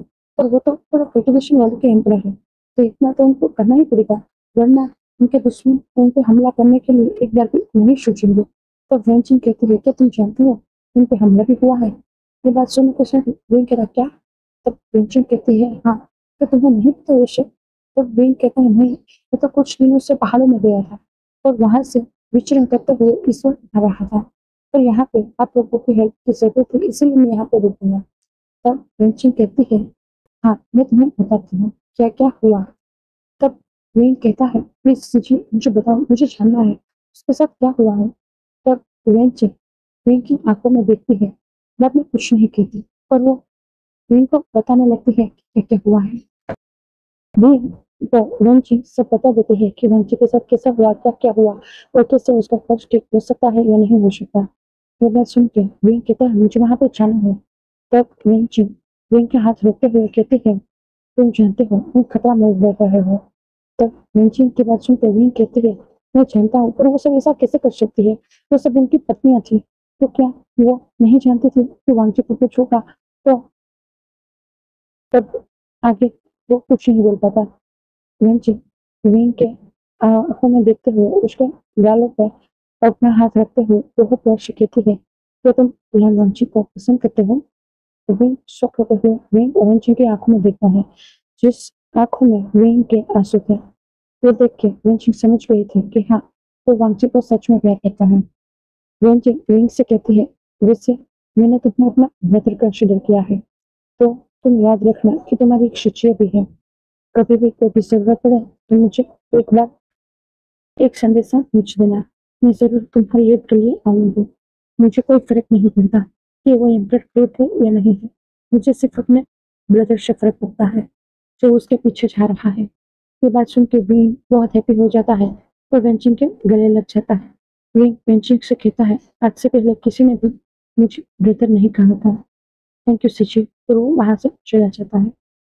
वेंचिंग मन में कहती है, पता नहीं प्यार क्या चीज है, किसे किसे किस किस को क्या क्या बना देती है। कोई नफरत में सब कुछ जला देता है, तो कोई प्यार में सब कुछ जलाने की ताकत रखता है। कोई नफरत में किसी को पत्थर बना देता है, तो कोई प्यार में खुद पत्थर बन जाता है। हाय ये दुनिया। और वहां से चली जाती है। वहां के सभी लोग व्यंजन को कहते हैं विंग कहाँ गया। तब व्यंजन कहते हैं वो अपनी मंजिल पे गया है, उसे जाने दीजिए। तब कोई कुछ समझ तो नहीं पाता। वे सब एक से नोट लेते हुए अपने खाने पे कॉन्सेंट्रेशन करने लगते हैं। अब हम वुशु का सीन देखते हैं। वुशु में चारों ओर सिल लगाया हुआ था। विंग बहुत ही आसानी से उस सिल को पार करके अंदर आ गया था। पता नहीं कैसे ही विंग ने उस सिल को जैसे ही छुआ, सारे सिल उड़ गए और वो विंग को रास्ता देने लगे। वहां पे 7 लेयर के सिल लगे हुए थे। वांगची की ही पावर के वो सिल थे। पर विंग के छूते ही वो सभी सिल उड़ गए और विंग वहां पे अंदर चला गया। विंग अंदर जाते हुए सोच रहा था, अगर मुझे वो रानी मिल गई जिसने वांगची के साथ ऐसा किया, तो मैं उसे मार डालूंगा। उसे नहीं पता क्या वांगची के साथ ऐसा करने का अंजाम क्या होगा उसके साथ। मुझे नहीं पता कि वांगची को पता भी है या नहीं, पर मैं तो नहीं छोड़ने वाला। और वो अंदर की ओर जाने लगा था। वो अपनी बांसुरी को घुमा रहा था और वो मटकते मटकते अंदर जा रहा था। कोई भी इंसान ऐसा नहीं था जो विंग को देख पा रहा। पता नहीं क्यों, पर विंग वहां पे इनविजिबल था। ऐसा नहीं था कि विंग ने कोई तालिस्मान लगाया हुआ था। ऐसा बिल्कुल नहीं था। विंग ने कोई भी तालिस्मान नहीं लगाया हुआ था। विंग जिससे वहां पे वेंचिंग के पास था, वैसे ही उसी हालत में वो यहाँ पे आया था। पर अचानक जब विंग ने वांगची की पावर को एक्टिवेट किया और उसमें से अपना लिए रास्ता बनाया, उसी टाइम पे विंग इनविजिबल हो गया और वो अंदर आने लगा था। वांगची को महसूस हो गया था कि उसके पावर को किसी ने छुआ है, पर वांगची शॉक था। वांगची मन में कहता है, मेरी पावर मेरी पावर को कोई कैसे इतनी आसानी से छू पाया, और इतनी आसानी से वो कैसे अंदर आ गया। क्या कौन है वो। तब वांगची महसूस कर पा रहा था वो जो भी शख्स है वो अंदर की ओर आ रहा है। तभी तभी वांगची को महसूस होता है कि कोई है जो उसके रूम के पास आ गया है। और वांगची को उससे कोई नेगेटिव वाइब्स नहीं आ रहे। इस वजह से वांगची बहुत घबरा रहा था। जैसे ही विंग अंदर गया और उसने वांगची को देखा, उसकी आंखों में आंसू आ गए। विंग वांगची के नजदीक जाता है और उसका सिर पे हाथ सहलाते हुए कहता है, वांगची, अर्गा, आप कैसे हो। ऐसी हालत मुझसे बर्दाश्त नहीं हो रही। और वो रोने लगता है। वांगची मन में कहता है कि हे कौन, पर इस तरीके से बर्ताव क्यों कर रहा है, और वो मुझे छू पा रहा है। अभी तक मेरी किसी भी रानी का हाथ मुझ तक नहीं आ पाया, तो भी मुझे इस तरीके से नहीं छुपाया। और इसकी छुअन मुझे सुकून दे रही है, मेरे मन को सुकून दे रही है। कौन है ये। और वांगची विंग की ओर ही देख रहा था। वांगची मन में कहता है, कितना खूबसूरत है ये, कितनी खूबसूरत स्मेल है इसमें। क्योंकि विंग वांगची का हाथों पे अपना सिर रख के वांगची की ओर देख के मुस्कुरा रहा था। वांगची का हाथ तो पत्थर का है, वो हिला तो नहीं सकता। इसीलिए वे वांगची के हाथ में अपना सिर रख के वांगची की ओर देख के मुस्कुरा रहा था। विंग वांगची से कहता है, वैसे आपका तो क्या है कि किसी ने कहा, क्या मुझे पता चल सकता है, क्या मैं कोई हेल्प कर सकता हूँ, क्या आप ठीक हो सकते हो। मुझे आपको ठीक होते हुए देखना है। मैं कब से कोशिश कर रहा था अब तक आने की, तो हर बार कुछ ना कुछ हो जाता था। मुझे कहीं और किसी और की हेल्प के लिए जाना पड़ता था। इस वजह से मैं आपके पास ही नहीं आ पाया। और अब जब आया हूँ तो आपको इस हालत में दिख रहा हूँ। मुझे बहुत दर्द हो रहा है, बहुत पेन है मेरे सीने में। आप पहले जैसे कब हो जाओगे। तब वांगची मन में कहता है, कौन है ये इंसान जो मुझे अच्छा कंसिडर कर रहा है, और मेरे ऐसी हालत में उसे फर्क भी पड़ रहा है। मैंने जहाँ तक देखा, मेरे परिवार के अलावा किसी के भी आंखों में अच्छे और मेरे लिए प्रेम के आंसू नहीं थे, सबकी आंखों में मगरमच्छ के ही आंसू थे। पर ये है कौन जो मेरे लिए सच्चे दिल से रो रहा है। वांगची मन में ये सब सोच रहा था। वे वांगची से कहता है, वैसे आप तो मुझे जानते नहीं हो, पर मैं आपको बहुत अच्छे से जानता हूँ। ऐसा नहीं है कि मैंने आपको देखा है, कभी नहीं देखा। आज पहली बार आपको देख रहा हूँ। सच में आप चांद की तरह खूबसूरत हो, तो चांद का टुकड़ा हो। आपके चेहरे पे अभी भी शीतल आभा है। मैं आपको बहुत प्यार करता हूँ, पता नहीं कैसे, पर आप मेरे दिल में आ गए हो। मैंने ऐसा नहीं कि आपकी क्रूर से नहीं देखी है, ना ही उसके बारे में सुना है, बहुत सुना है, पर हर बार मुझे उसमें कोई ना कोई अच्छा ही दिखती है। उस वजह से मैंने कभी भी आपसे नफरत नहीं की पाई। बहुत कोशिश की थी आपसे नफरत करने की, क्योंकि आप तो मुझसे कितने बड़े हो। आप 30 साल के हो, उनमें सिर्फ 17 साल का छोटा सा नाजुक सा बच्चा हो। फिर भी आपकी ओर आ गया। मैं कुछ दिनों यहाँ पे नहीं था, देखा आपने क्या हो गया है। पिछली बार आया था मैं यहाँ पे, तब आप किसी युद्ध में गए थे, इसीलिए मैं आपसे मिल नहीं पाया था। पर मैं फिर से चला गया। मैंने सुना था आपने 15वीं शादी की थी, उस वजह से मुझे बहुत बुरा लगा था, और मैं आपसे गुस्सा होकर यहाँ से चला गया था। हम्म, आप इतनी शादियां क्यों कर रहे हो? मत करो ना, मुझे नहीं अच्छा लगता। जब भी आप शादी करते हो मुझे बहुत बुरा लगता है। मैंने आपके बारे में जाना था, उस टाइम पर मैं सिर्फ 30 साल का था। तब से मैं आपको पसंद करने लगा था, अब तक आपको पसंद करता हूँ। आज मैं 17 साल का हूँ, 7 साल हो गए, और आप हर साल एक एक शादी करके आ जाते हो। मुझे अच्छा नहीं लगता, अब क्यों कर रहे हो शादी? मत करो ना। तो वांछित मन में कहता है शादी मैं नहीं करना चाहता, तो सब मुझे फोर्स करते हैं। मैं सोचता हूँ वांछी की आंखों में आंसू आ गए थे, और वांछी के जो मूर्ति थी उसमें से आंसू बहने लगे थे। ये विंग ने नहीं नोटिस किया था, वांछी ने भी नोटिस नहीं किया था। विंग वांछी से कहता है क्या मैं आपके सीने पर सिर रख के सो जाता हूँ, सो सकता हूँ? तो वांछी मन में कहता है वो सीना सिर्फ पत्थर का है, वहां का दिल और पत्थर का बन गया है, तुम वहां पर सो के भी क्या करोगे? फिर भी विंग वांछी के सीने पर सिर रखता है और कहता है अब जानते हो, मेरा एक ख्वाब था कि मैं आपके सीने पर सिर रखूं, पर आपकी धड़कनों को सुनूं। मुझे क्यों नहीं सुनाई दे रही आपकी धड़कन? क्या आपको पर्सनल है? विंग वांछी के सीने में ऐसे ही अपना सिर रख के सो जाता है। सुबह हो गई थी, वांची और विंग अभी भी एक दूसरे के साथ इसी तरीके से सो रहे थे। वांची को नहीं पता कि वो विंग के पास इतना कंफर्टेबल कैसे है, और कैसे वो उसके साथ पूरी रात कैसे सो पाया है। तभी वांची के कान में आवाज गई थी। विंग अभी भी वांची के सीने पर सिर रख के सो रहा था, पर विंग किसी को दिखाई नहीं दे रहा था, क्योंकि वांची की पावर की वजह से विंग इनविजिबल हो गया था। वहां पर उसकी मदर, उसके ब्रदर और उसके पापा के साथ साथ वहां पे वही मौत फिर से आई हुए थे। मदर लेनी अपने बेटे की ओर देखते हुए कहती है क्या मास्टर, आपको सही में ऐसा महसूस हुआ था? क्या सही में वांजी किसी के साथ कल्टिवेशन कर रहा था?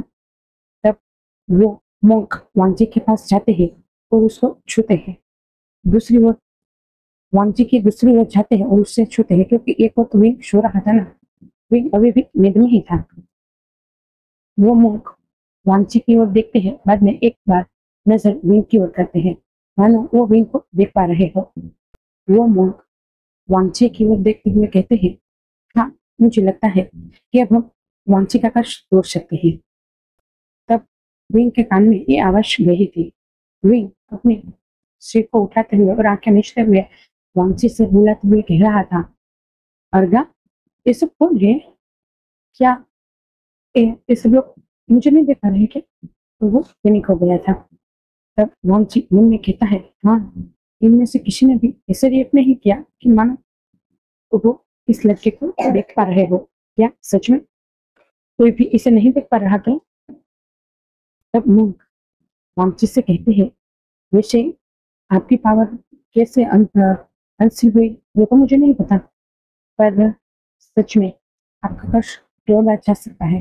ये बात सुनने के साथ वे बहुत एक्साइटेड हो जाता है, और वो उस मोंग के पास जाता है और मोंग को सामने आते हुए कहता है क्या मुझे बता सकते हो उनकी पावर किसे मैं एक्टिव करूँ और किसे इनको डिस्ट्रक्शन करूँ?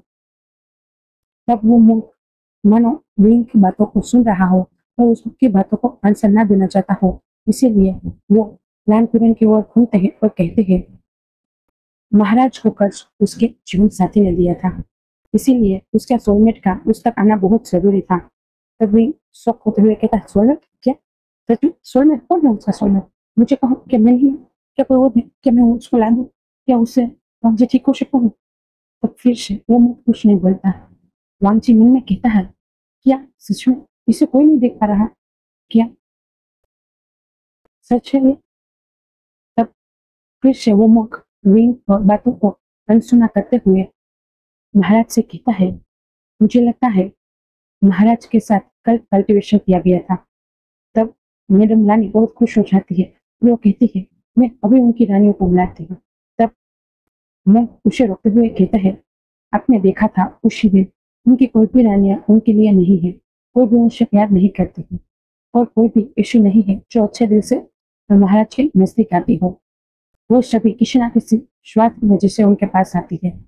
इसी वजह से महाराज की एक भी पावर उनको उन तक आने नहीं देती है। और पता नहीं कौन है वो जिसको महाराज की एक भी पावर रोक नहीं पाई और वो उन तक आ गए हैं और उनके साथ कल्टीवेशन भी किया है। उसी वजह से आज महाराज के दिल में थोड़ी सी हलचल है। हाँ, मैं मानता हूँ कि महाराज का दिल एक पत्थर का बन गया है। एम्पर अभी पत्थर ही है, पर हमें उनके कष्ट का एक तो विषय मिल गया है। तब मैडम लानी, लानपुरे और लालसिचन तीनों ही व्याकुल हो गए थे। लालसिचन कहते हैं, प्लीज मुझे जल्द से कहिए कौन है वो, मैं उसे अभी ढूंढ के लाता हूँ और क्या है उसका तो वो भी बताइए।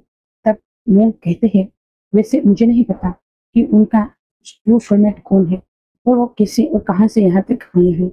मुझे सिर्फ इतना पता है कि उनके सोलमेट के साथ उनको कल्टीवेशन करना है और उनकी दोनों की कल्टीवेशन पावर अगर एक हो गई तब उनका सोलमेट एक गर्भ धारण करेगा और उसमें एक बच्चा होगा।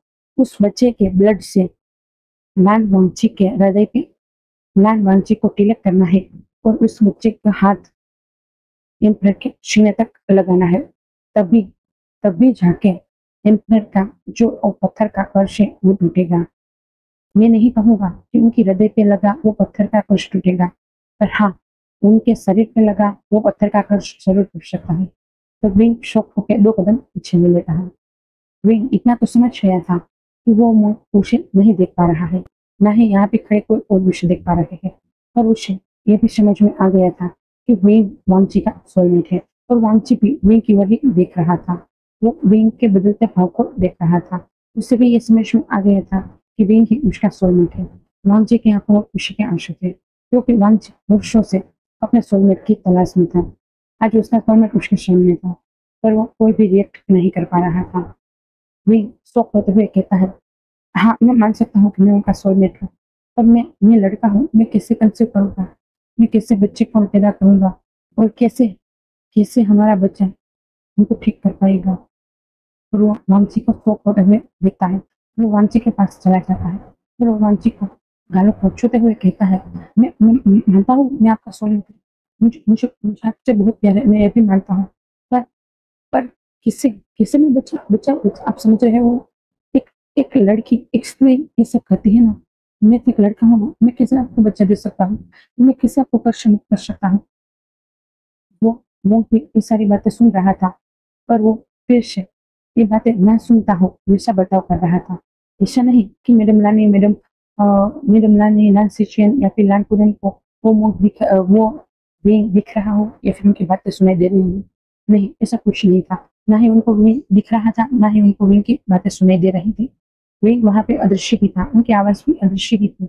सिर्फ मूंग ही विंग को देख पा रहा था और उनकी आवाज सुन पा रहा था। और वांछित वो मूंग फिर से मनपुरियन को कहता है, मुझे नहीं पता कि उनका सोलमेट वो लड़की है या लड़का। तो फिर से लड़का आया। तब लैंस शिचिन गुस्से से कहता है, क्या आपको लगता है मेरा ब्रदर एक गॉड स्लीव है? क्या आपको लगता है कि उसका सोलमेट एक लड़का होगा? तब विंग की आंखों से आंसू बहने लगे थे और वो आंसू वांची के हाथों पे बिछा के गिर रहे थे। उस वजह से वांची को बहुत पेन हो रहा था। वांची ने कहता है, प्लीज तुम मत रो, मैं तुम्हारा पेन बर्दाश्त नहीं कर पा रहा हूँ, प्लीज मत रो।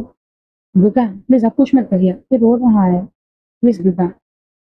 तब वो लैंस सिचिन के सामने आते हैं तो उसे बहुत प्यार से समझाते हुए कहते हैं, कर्स्लिप किसे कहते हैं? वो प्यार किस सीमा पे है, वो मुझे बता सकते हो क्या? तब लैंस सिचिन कंफ्यूज होते हुए और शॉक्ट होते हुए उनकी ओर देखते हैं। वही हाल लानपुरन और लानी का था। लानपुरन मोंग को कहते हैं, अबे क्या बात कर रहे हो? तब मोंग कहते हैं, मैंने एक सवाल कहा ना, मुझे उसका आंसर चाहिए। तब लाल सचिन कहते हैं, कर्षले उसे कहते हैं जो लड़के होने के बावजूद भी किसी और लड़के से प्यार करते हो। और प्यार की कोई सीमा नहीं, मुझे नहीं लगता कि प्यार की कोई सीमा होगी। प्यार की कोई सीमा नहीं होती है। प्यार अनंत होता है और वो कभी भी किसी से भी हो सकता है। तब मोह कहता है, हाँ, तुम्हारी बात सही है राजकुमार, प्यार कभी भी और किसी से भी हो सकता है। प्यार की कोई सीमा नहीं है। प्यार एक दिल से निकलता हुआ भाव है और वो दूसरे दिल तक पहुंचता है।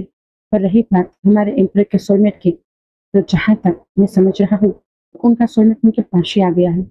पर रही बात हमारे एम्पर की क्रश को टूटने की, तो जब तक हमारे एम्पर का बच्चा नहीं आएगा ये क्रश नहीं टूटेगा। अगर हो सकता है कि एम्पर का बच्चा हो और एक लड़का ही पैदा करे, तब तब आप क्या करोगे? तब लानपुरन गुस्से से मुझसे कहते हैं, ये क्या बकवास है ये, मुझे ऐसी कोई बकवास नहीं सुननी। नानी, इसे कौन से मुंह को तुम यहाँ पे लेके आई हो? ये ऐसी फालतू बातें कर रहे हैं। मुझे नहीं लगता कि ये कोई दक्षिण घाटी का मुंह है। मुझे लगता है ये एक फ्रॉग है और जो यहाँ पे छलावा करने आई है। तब वो मुंह एक छोटी सी मुस्कान देते हैं और वो वांगची की ओर देखते हैं और कहते हैं, वैसे जो भी होता है सही के लिए होता है। मेरा यहाँ आना भी शायद इसी का रूप था। पर रही बात आपकी, तो आपको भरोसा नहीं है, कोई नहीं, मुझे कोई फर्क नहीं पड़ता। पर मैंने जो कहा है वो आप लानी महारानी, आप याद रखना, आज से ठीक 1 साल बाद मैं फिर से आऊंगा। तब तक मैं यहाँ पे कभी नहीं आऊंगा, चाहे आप मुझे कितना भी बुला लो। और वो महाराज को देखते हैं और उनको कहते हैं, महाराज, जब सही समय आएगा तब आप खुद देख लेना कि मैंने जो कहा है वो हुआ है या नहीं। और वो लाल सचिन की ओर देखते हैं और कहते हैं, राजकुमार, आप हमेशा अपने ब्रदर का सपोर्ट करना, उनके लिए ढाल बन के रहना, क्योंकि आपके एम्पायर की जान अभी भी खतरे में है। उनके दुश्मन बाहर ही नहीं है, उनके दुश्मन इस घर में भी है। और रही बात एम्पायर के सोलमेट की, तो उनका सोलमेट उनकी रक्षा कर लेगा, पर वो बाहरी खतरे से नहीं बचा पाएगा जो आपके घर के अंदर है और जो उन तक आने वाले हैं। इसीलिए आपको भी उनकी प्रोटेक्शन करनी होगी। और वो वहां से चले जाते हैं।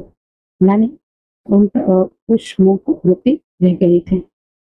आप रुकिए, इसे मत चाहिए, इसे रोकना लूट के मत चाहिए, वरना हमें पाप लगेगा। तब महाराज लानपुर गुस्से से अपनी वाइफ को कहते हैं कि क्या बकवास थी, कौन सा मुंह के तुम उठा के लेके आ गई यहाँ पर? मेरे बेटे का कभी भी कोई भी सोलमेट लड़का नहीं होगा। अगर ऐसा हुआ तो मैं खुद अपने हाथों से उसको मार डालूंगा। और वो वहां से चले जाते हैं। लान शिटन भी वहां से चले गए थे। नानी रोती रह गई थी और नानी अपने बेटे के पैरों के पास जाती है और उसके पैरों को पकड़ के रोने लगती है और उससे माफी मांगते हुए कहती है, बेटा, माफ करना, मुझे मेरी गलती है, मेरी गलती है, मुझे माफ करना। मैं नहीं चाहती थी कि तुम इस एम्पर की गद्दी को संभालो, फिर भी उन लोगों की हट के आगे मैंने तुम्हें एम्पर की गद्दी संभालने दिया। मैं जानती थी तुम बचपन से सिर्फ अपने सोलमेट के इंतजार में थे।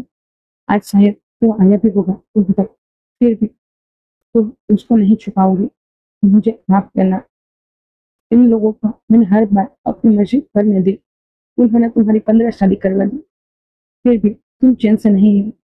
वही रानिया तुम्हें मारना चाहती है, वही रानिया तुम्हें कर्ज देती है, तो वही रानिया, या सच में कोई ऐसा है जो तुम्हें ठीक कर पाएगा? बेटा, जो भी हो वो, लड़का हो या लड़की, मुझे उससे कोई फर्क नहीं पड़ता। वो अगर तुमसे सच्चे दिल से प्यार करता है तो मैं जरूर उसकी हर टाइम प्रोटेक्शन करूंगी। पर रही बात तुम्हारे बाबा की कि वो उनको मार डालेगा, तो मैं ऐसा कभी नहीं होने दूंगी, कभी भी नहीं। और वो अपने आंसू को पोंछती है और वहां से चली जाती है। वे शौक होते हुए वहीं भी खड़ा रह गया था। उसकी आंखों में आंसू थे। वांग जी विंग की वही देख रहा था और वो भी रो रहा था। वांग जी मन में कहता है, मैं कैसा बेबस एम्पर हूँ, अपनी माँ को इस तरीके से रोते हुए देख रहा हूँ और अपने सोलमेट का कुछ भी हेल्प नहीं कर पा रहा हूँ। उस मूक ने कहा, हमारा बच्चा, ये कैसे होगा हमारा बच्चा?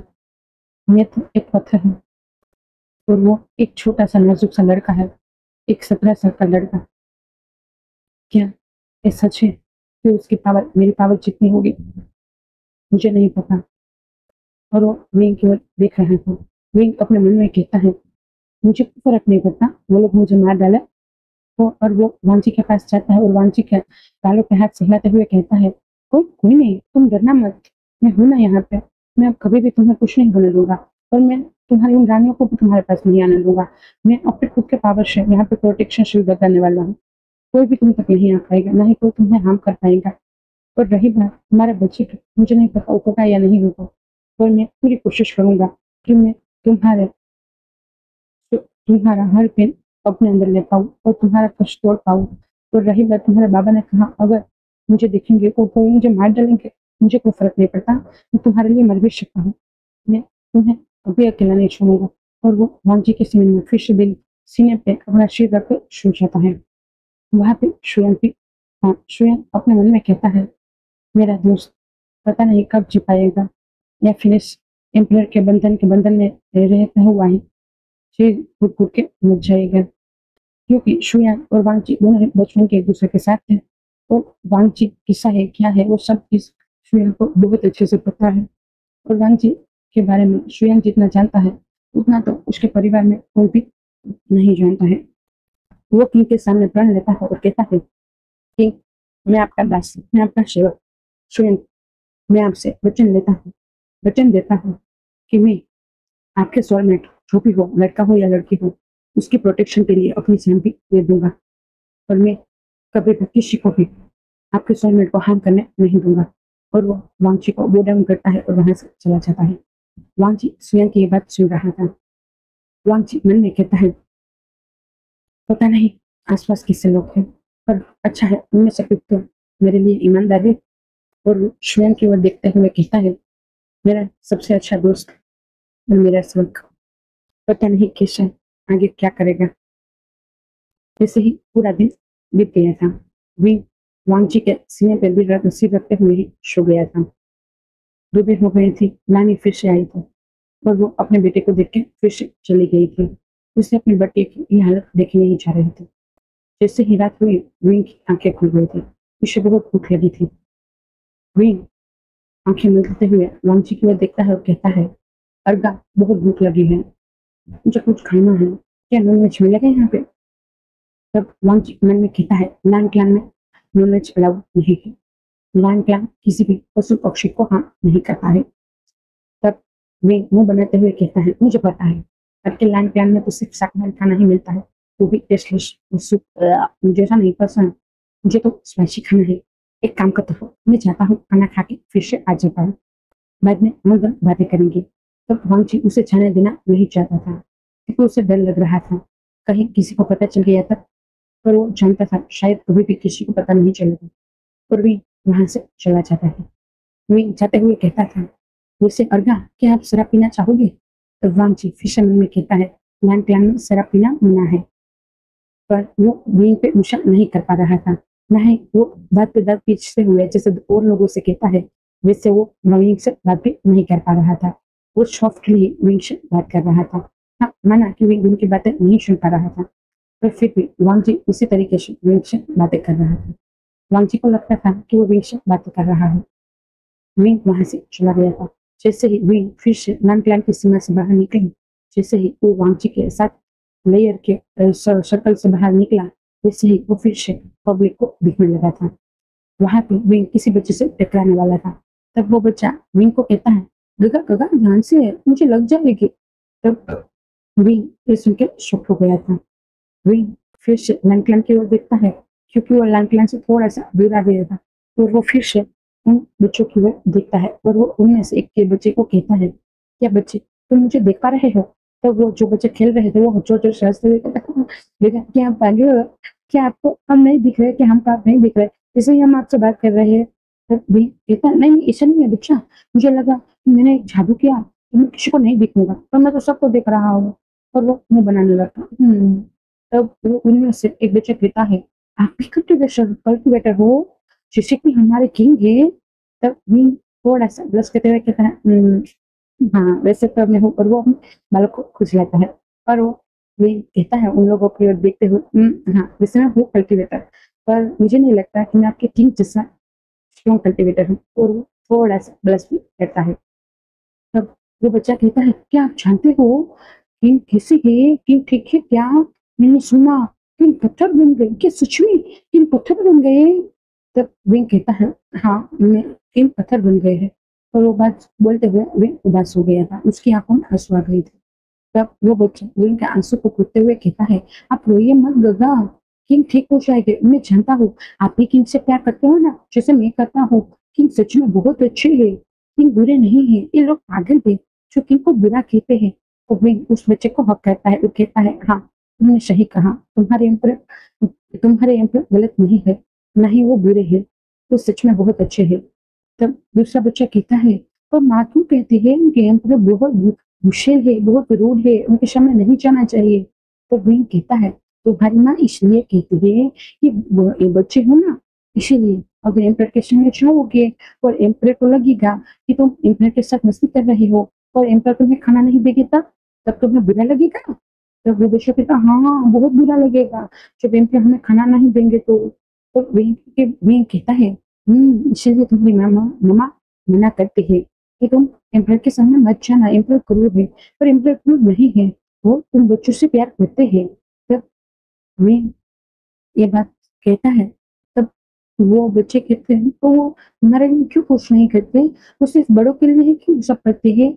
वो बड़ों की घर हेल्प करते हैं, तो हम बच्चों को भी तो प्रॉब्लम हो सकती है ना? तब वे हंसता है और कहता है, तुम्हें भी प्रॉब्लम है? बताओ क्या प्रॉब्लम है, मैं सोल्व कर दूंगा। ऐसा मान लेना कि तुम्हारे एम्प्लॉय के सोलमेट ने सोल्व कर दिया। तब वो बच्चा पूछता है, सोलमेट वो कौन होता है? तो बिग बहुत प्यार से उस बच्चे के साथ बैठ जाता है और कहता है, सोलमेट उसे कहते हैं जिसका आत्मा से आत्मा का मिलन होता है, जो आपका पूरक होता है और जो आपसे पूरे दिल से प्यार करता हो बिना किसी स्वार्थ के।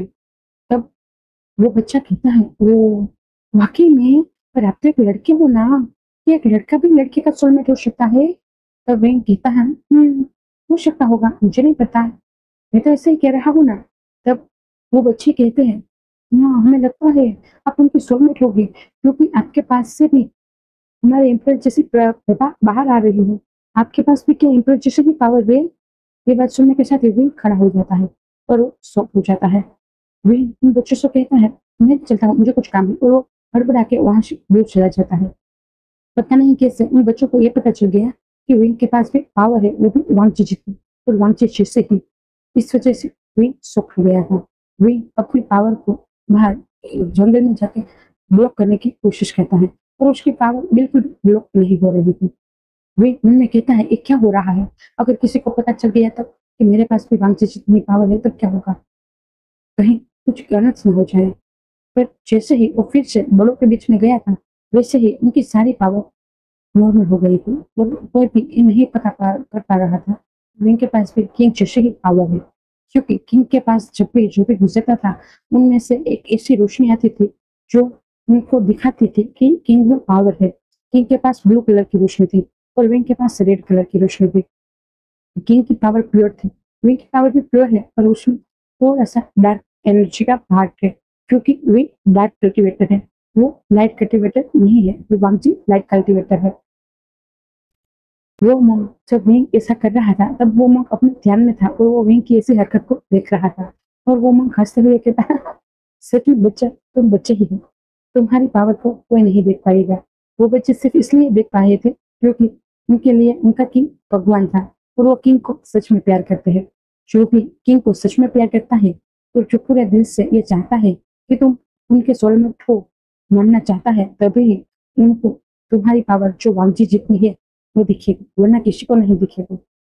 और वो मुस्कुरा जाते हैं, मानो कि वो विंग और वांची के हर पल को देख पा रहे हो। शायद वो त्रिकाल ज्ञानी त्रिकाल त्रिकाल ज्ञानी monk थे। विंग फिर से अपने पेट की गुड़गुड़ को सुनता है और पेट पे हाथ सहलाते हुए कहता है, ओ भूख लगी है, जाना पड़ेगा, बहुत भूख लगी है। और वो वहां पे जो इन था वहां पे जाता है और वो खाना लेके बैठ जाता है, और वो बाकी सभी की बातें सुन रहा था। एक ट्रोली बात कर रहे थे, उन्होंने सुना है किंग को देखने एक monk आया था, वो बता रहे थे कि उनका सोलमेट उनको ठीक कर सकता है। और दूसरा कहता है, मैंने ये भी सुना है कि उनका सोलमेट एक लड़का है। और तीसरा कहता है, क्या सच में हमारे किंग एक खर्ची हो गया? तब वहां के जो भी लोग थे वो सब शॉक हो गए थे, क्योंकि वो सभी ही ये सारी बातें सुन रहे थे। तब ये चर्चा बहुत बड़ा रूप ले लेती है। विंग अभी वो अपनी मछली को खाते हुए इन सबकी बातें सुन रहा था और शराब की घूंट पी रहा था। तब विंग खाते खाते उन लोगों से कहता है, विषय आप लोगों को क्या लगता है कि अश्लील है तो क्या गलत है? क्या उनको जीने का हक नहीं है? तब वो सभी लोग विंग की ओर देखते हैं और कहते हैं, बच्चा तुम अभी छोटे हो, तुम्हें क्या पता कश्मीर कौन है और क्या महाराज के लिए सही है। हमारे किंग कश्मीर ये बात सही नहीं है। अगर सच में हमें पता चला कि किंग का सोलमेट है वो लड़का है, तो हम खुद ही उनके सोलमेट को मार डालेंगे। तो विंग के मुंह में जो शराब थी वो बाहर निकल जाती है और विंग को करते हुए कहता है, क्या आप नहीं चाहते कि आपका किंग सही हो जाए? क्या आप नहीं चाहते कि आपका एम्पर फिर से वापिस इस गद्दी को संभाले जो अभी मूर्छित अवस्था में है, जो अभी पत्थर बना हुआ है? फिर भी आप लोगों की सुरक्षा के लिए अपनी सारी पावर यहाँ पे शील्ड बनाए हुए हैं, अपनी सारी पावर आप लोगों की सुरक्षा के लिए चौक दी है, तो क्या आप लोग उनकी खुशियां नहीं चाहोगे? तब वो सभी लड़के लोग विंग की ओर देखते हैं और कहते हैं, तुम्हें क्या पता, एक महाराज को एक वारिस की जरूरत होती है, एक किंग को अपने उत्तराधिकारी की जरूरत होती है। तब विंग कहता है, वैसे मैंने तो यहाँ तक सुना है कि आपका किंग का जो टोलमेट है वो अपनी कल्टीवेशन पावर से आपके किंग का बच्चे को आपके किंग को वारिस भी देने वाला है। ये बात सुनने के साथ सब लोग होते हुए कहते हैं, क्या बच्चा वो भी एक लड़का? तुम्हें लगता है किसी भी लड़के के गर्भ से पैदा हुआ बच्चे को कोई अगला किंग मानेगा? हाँ। ये बात सुनने के साथ ही विंग की आंखों में आंसू आ गए और विंग अपने पेट पे हाथ ले जाता है और वो मन में कहता है, क्या सच में? और विंग वहां से खड़ा हो जाता है। उसके चेहरे पे उदासी साफ साफ दिखी जा रही थी और वो वहां पे फिर से देख के वहां से चला जाता है। वो तुरंत ही वांगची के पास पहुंच जाता है और वो वांगची के पास पहुंचते हुए उसके सिर पे नील पे फिर से अपने सिर रखते हुए रोने लगा था। वांगची फिर से पैनिक हो गया था। वांगची मन में कहता था, हे भगवान ये कैसी दुविधा है, मैं इसको छूना चाहता हूँ, मैं इसको शांत करना चाहता हूँ, फिर भी नहीं कर पा रहा हूँ। ना ही ये मेरी बातें सुन पा रहा है, ना ही मुझे पता चलेगा कि इसको क्या हुआ है। मैं तो बाहर खाना खाने गया था ना, तो फिर इसके साथ क्या हुआ है कि ये ऐसे हो रहा है? क्या हुआ प्लीज मुझे बताओ ना, क्या हुआ सुमित? मुझे नहीं बताओगे क्या? अभी रोते हुए कहता है, मैं आज बाहर गया था, मैंने सबकी बातें सुनी, ऐसा नहीं है। हाँ, जब तो उन लोगों ने कहा एक लड़का अगर किसी बच्चे को पैदा करेगा तो क्या कोई उस बच्चे को अगला की होने देगा? क्या सच में हमारे बच्चे का कोई नसीब नहीं होगा? क्या मैं लड़का हूँ तो मेरी कोई गलती है? मैं जानबूझ के मुझे तुम्हारा सोलमेट बनना था क्या? मुझे नहीं पता मैं तुम्हारा सोलमेट हूँ या नहीं हूँ, पर मुझे मुझे अल्लाह की ये बात पसंद नहीं आई। अगर सच में हमारा बच्चा हुआ तो उन लोगों ने उसे नहीं अपनाया, उसे बेमन कहा, तब क्या होगा?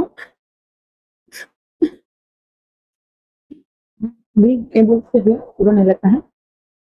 तब वांग जी ये सब सुन के बहुत गुस्से में आ गया था और वांग जी मन में कहता है, ऐसी किसकी हरकत है? कौन है ये जो तुम्हें ऐसा कहा? मैं उसे छोड़ूंगा नहीं, मैं उसे जान जान जान से मार दूंगा। मेरे बच्चे को ऐसा कहेगा मुझे बर्दाश्त नहीं होगा। वही बात तुम्हारे, तुम्हें तो हम नहीं कर सकता, नहीं हमारे बच्चे को। जो भी होगा मैं वो सब देखूंगा। तुम रोना बंद कर दो प्लीज, मुझे नहीं बोलना सो रहा, तुम रो रहे हो। और वो फिर से रोने लगता है। मैं बहुत ही शुभ शुभ के रो रहा था। तब मान जी मन में मुझसे प्ले करते हुए कहता है, प्लीज गॉड कुछ तो ऐसा कीजिए कि मैं अपने मन की बात उसको सुना दे पाऊँ। मुझे फील होता है इसके पास भी वही पावर है जो मेरे पास है, तो क्या हम दोनों की पावर एक दूसरे के में नहीं हो सकती? क्या मैं उसकी बातों को नहीं सुन पाऊंगा? क्या वो मेरी बातों को नहीं सुन पाएगा? पर कुछ नहीं हुआ, कुछ नहीं। फिर से आज का ये दिन बीत गया। फिर से सुबह हुई। फिर से वांजी को मिलने उसकी रानी आई। उसमें रानी मिनमिन भी आई। रानी मिनमिन वांगची के नजदीक जाना चाहती थी, पर वांगची काफी फिर बहुत गुस्से हो रहा था। पहले से ही विंग उसके पास सो रहा था। उसकी सेफ्टी को लेकर वांगची बहुत सतर्क था। उस वजह से उसकी पावर बहुत एक्टिव थी। और दूसरी बात, वो मिनमिन से बहुत नफरत करता था और वो उसे पता था कि मिनमिन ने ही उसे कर्ज दिया है। इस वजह से वो बहुत गुस्से में था। और वांची गुस्से से मिनमिन को बोलता है। तब वांची की इसी भाव को देख के मिनमिन कहते, ओ तो रस्सी चल गई तो बढ़ नहीं गया, कोई नहीं, मैं तुमसे मुझसे ही बात करता हूँ। और वांची की सिर और सीने पे सिर रखे सोया हुआ वो भी ये बात सुन लेता है और उसकी आंखें खुल जाती है और वो शौक होते हुए उस रानी को देख रहा था, किस तरीके से वो रानी वांची से बात कर रही थी। और जब उसके कान में जो बात गई ये सुन के तो वही गुस्से में आ गया था। वो मीमी कह रही थी, वैसे मैंने सुना तुम्हारा सोलमेट एक लड़का है, तो क्या अब तुम उसे अपनाओगे? तुमने मेरे ब्रदर को तो मार डाला ना, तो क्या तुम उस तुम्हारे सोलमेट के लिए कर्शली बन जाओगे? तब वांची गुस्से से बुला रहा था, वो उसे मारना चाहता था और वो कुछ नहीं कर पा रहा था। तब वांची गुस्से से उस रानी को मन में कहता है, एक बार मुझे तुम ठीक पहुंचाने दो, बाद में मैं तुम्हें सच में मार डालूंगा। तब वो रानी कहती है, ओ तो तुम मन में ऐसा सोच रही होगी कि तुम मुझे मार डालोगे या फिर मेरे से कुछ कर दोगे, परेशान नहीं होगा, क्योंकि तुम्हारा सोलमेट तुम तक आएगा ही नहीं। अगर किसी ने भी ऐसी जरूरत की उसे तुम तक ना दे तो मैं ऐसा जाल बिछाऊंगा उसके लिए कि वो वहीं पे ही मर जाएगा। तुम जानते हो मैंने महल में कैसी बात फैलाई है? मैंने पूरे महल में, पूरे राज्य में और तुम्हारे सभी प्रांत में ये बात फैला दी है कि तुम खर्च ली और तुम्हारा सोलमेट भी खर्च ली। तुम जानते हो तुम्हारी जनता जो तुमसे पहले से ही गुस्सा है, वो जनता अब तुम्हारे सोलमेट से भी गुस्सा है। अगर बाय चांस किसी को भी पता चल गया कि तुम्हारा सोलमेट कहाँ पे है तो सच कहूँ वो खुद उन लोगों को मार डालेगा। वो सभी लोग खुद तुम्हारे सोलमेट को मार डालेंगे तो तुम तक आने भी नहीं देंगे। और कैसे होगा तुम्हारा बच्चा? अरे हाँ, वो तो लड़का है, तो लड़का हो के क्या बच्चा देने वाला है? कैसे एम्प्रर हो तुम? हाँ, तो मेरा घर सच में काम का निकला। सबको पता चल गया कि उनका एम्परर जो क्रूर हार्टलेस कोल्ड एम्परर है वो कचलू है। मेरे भाई का मौत का बदला मैंने अच्छे से ले लिया। तो यह सारी बात सुनकर विंग बहुत गुस्से में आ गया था और पता नहीं कैसे विंग की सारी ब्लैक पावर एक्टिव हो गई और वो तुरंत ही उस मीन मीन पे वार कर देती है और मीन मीन वहां से दूर जाके गिर जाती है। और उसी के साथ ही वांची ने वांची के पावर के ऊपर विंग ने अपनी खुद की पावर की सिल बना ली और उस मीन मीन को बाहर फेंकने के साथ ही उस जिंसी में एक ऐसा सिल कवर कर दिया, वहां पे कोई नहीं आ सकता, कोई भी नहीं, कोई अलग कोई नहीं, उसकी माँ भी नहीं, उसके ब्रदर भी नहीं, उसके पापा बाबा भी नहीं, कोई नहीं आ सकता। क्योंकि वही बहुत गुस्से में आ गया था पहले तो ये सुन के कि उसके वो उसको खुद को मारना चाहता, उसे उसे कोई फर्क नहीं पड़ता था, तो उसके बच्चे को भी मार डालने की बात की उसने ने। और ये भी कहा कि उसने उसकी सारी प्रजा को भड़का दिया है वांगजी के खिलाफ, उसके सभी सोलमेट उसके सोलमेट के खिलाफ, अगर कोई आया तो उसे मार डालेंगे।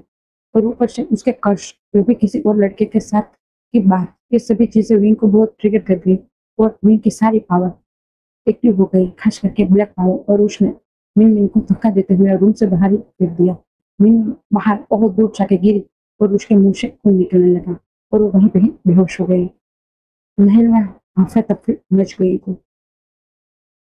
वो मंक ये सब चीजें महसूस कर पा रहे थे और वो मंक मिलने कहते हैं, बेटा इससे तुम अपनी पावर को एक्टिव नहीं कर सकते हो, इससे बहुत बड़ा खतरा आने वाला है, ऐसा मत करना। और पूरे ही राजमहल में हड़कंप मच गया कि महाराज ने उनकी रानी के साथ क्या किया। अब हम इसके आगे का जो भी पार्ट है वो हम अगले पार्ट में सुनेंगे कि इसे वांची ठीक होगा, क्या सच में वांची और वी का बच्चा होगा, क्या ये पूरी प्रजा जो भी वांची के सोलमेट को मारना चाहती है क्या वो सभी विंग को अपना पाएगी, या फिर वांची के सीने पर जो दिल है जो पत्थर का बन गया है क्या वो पत्थर कभी विंग के प्यार के आगे पिघलेगा या फिर विंग को टॉर्चर करने वाला है, वो तो हमें पता नहीं है, वो तो हम आगे के पार्ट में ही जानेंगे। अगर आप लोगों को स्टोरी पसंद है तो इस स्टोरी को लाइक करना, कमेंट करना, शेयर करना और सब्सक्राइब भी कर चैनल, ताकि मुझे भी समझ में आए कि आप लोगों को मेरी स्टोरी पसंद आ रही है या नहीं। और हाँ, अगर स्टोरी में आप लोगों को किसी चीज़ की कमी लग रही है तो मुझे बताना। मैं अपने आगे की स्टोरी में उस चीज़ पे फोकस करूँगी या अपनी स्टोरी में और इम्प्रूवमेंट करने की कोशिश करूँगी। अब हम मिलेंगे अगले पार्ट में कल। आप सब लोग हैप्पी रहना, खुश रहना और सभी बाय।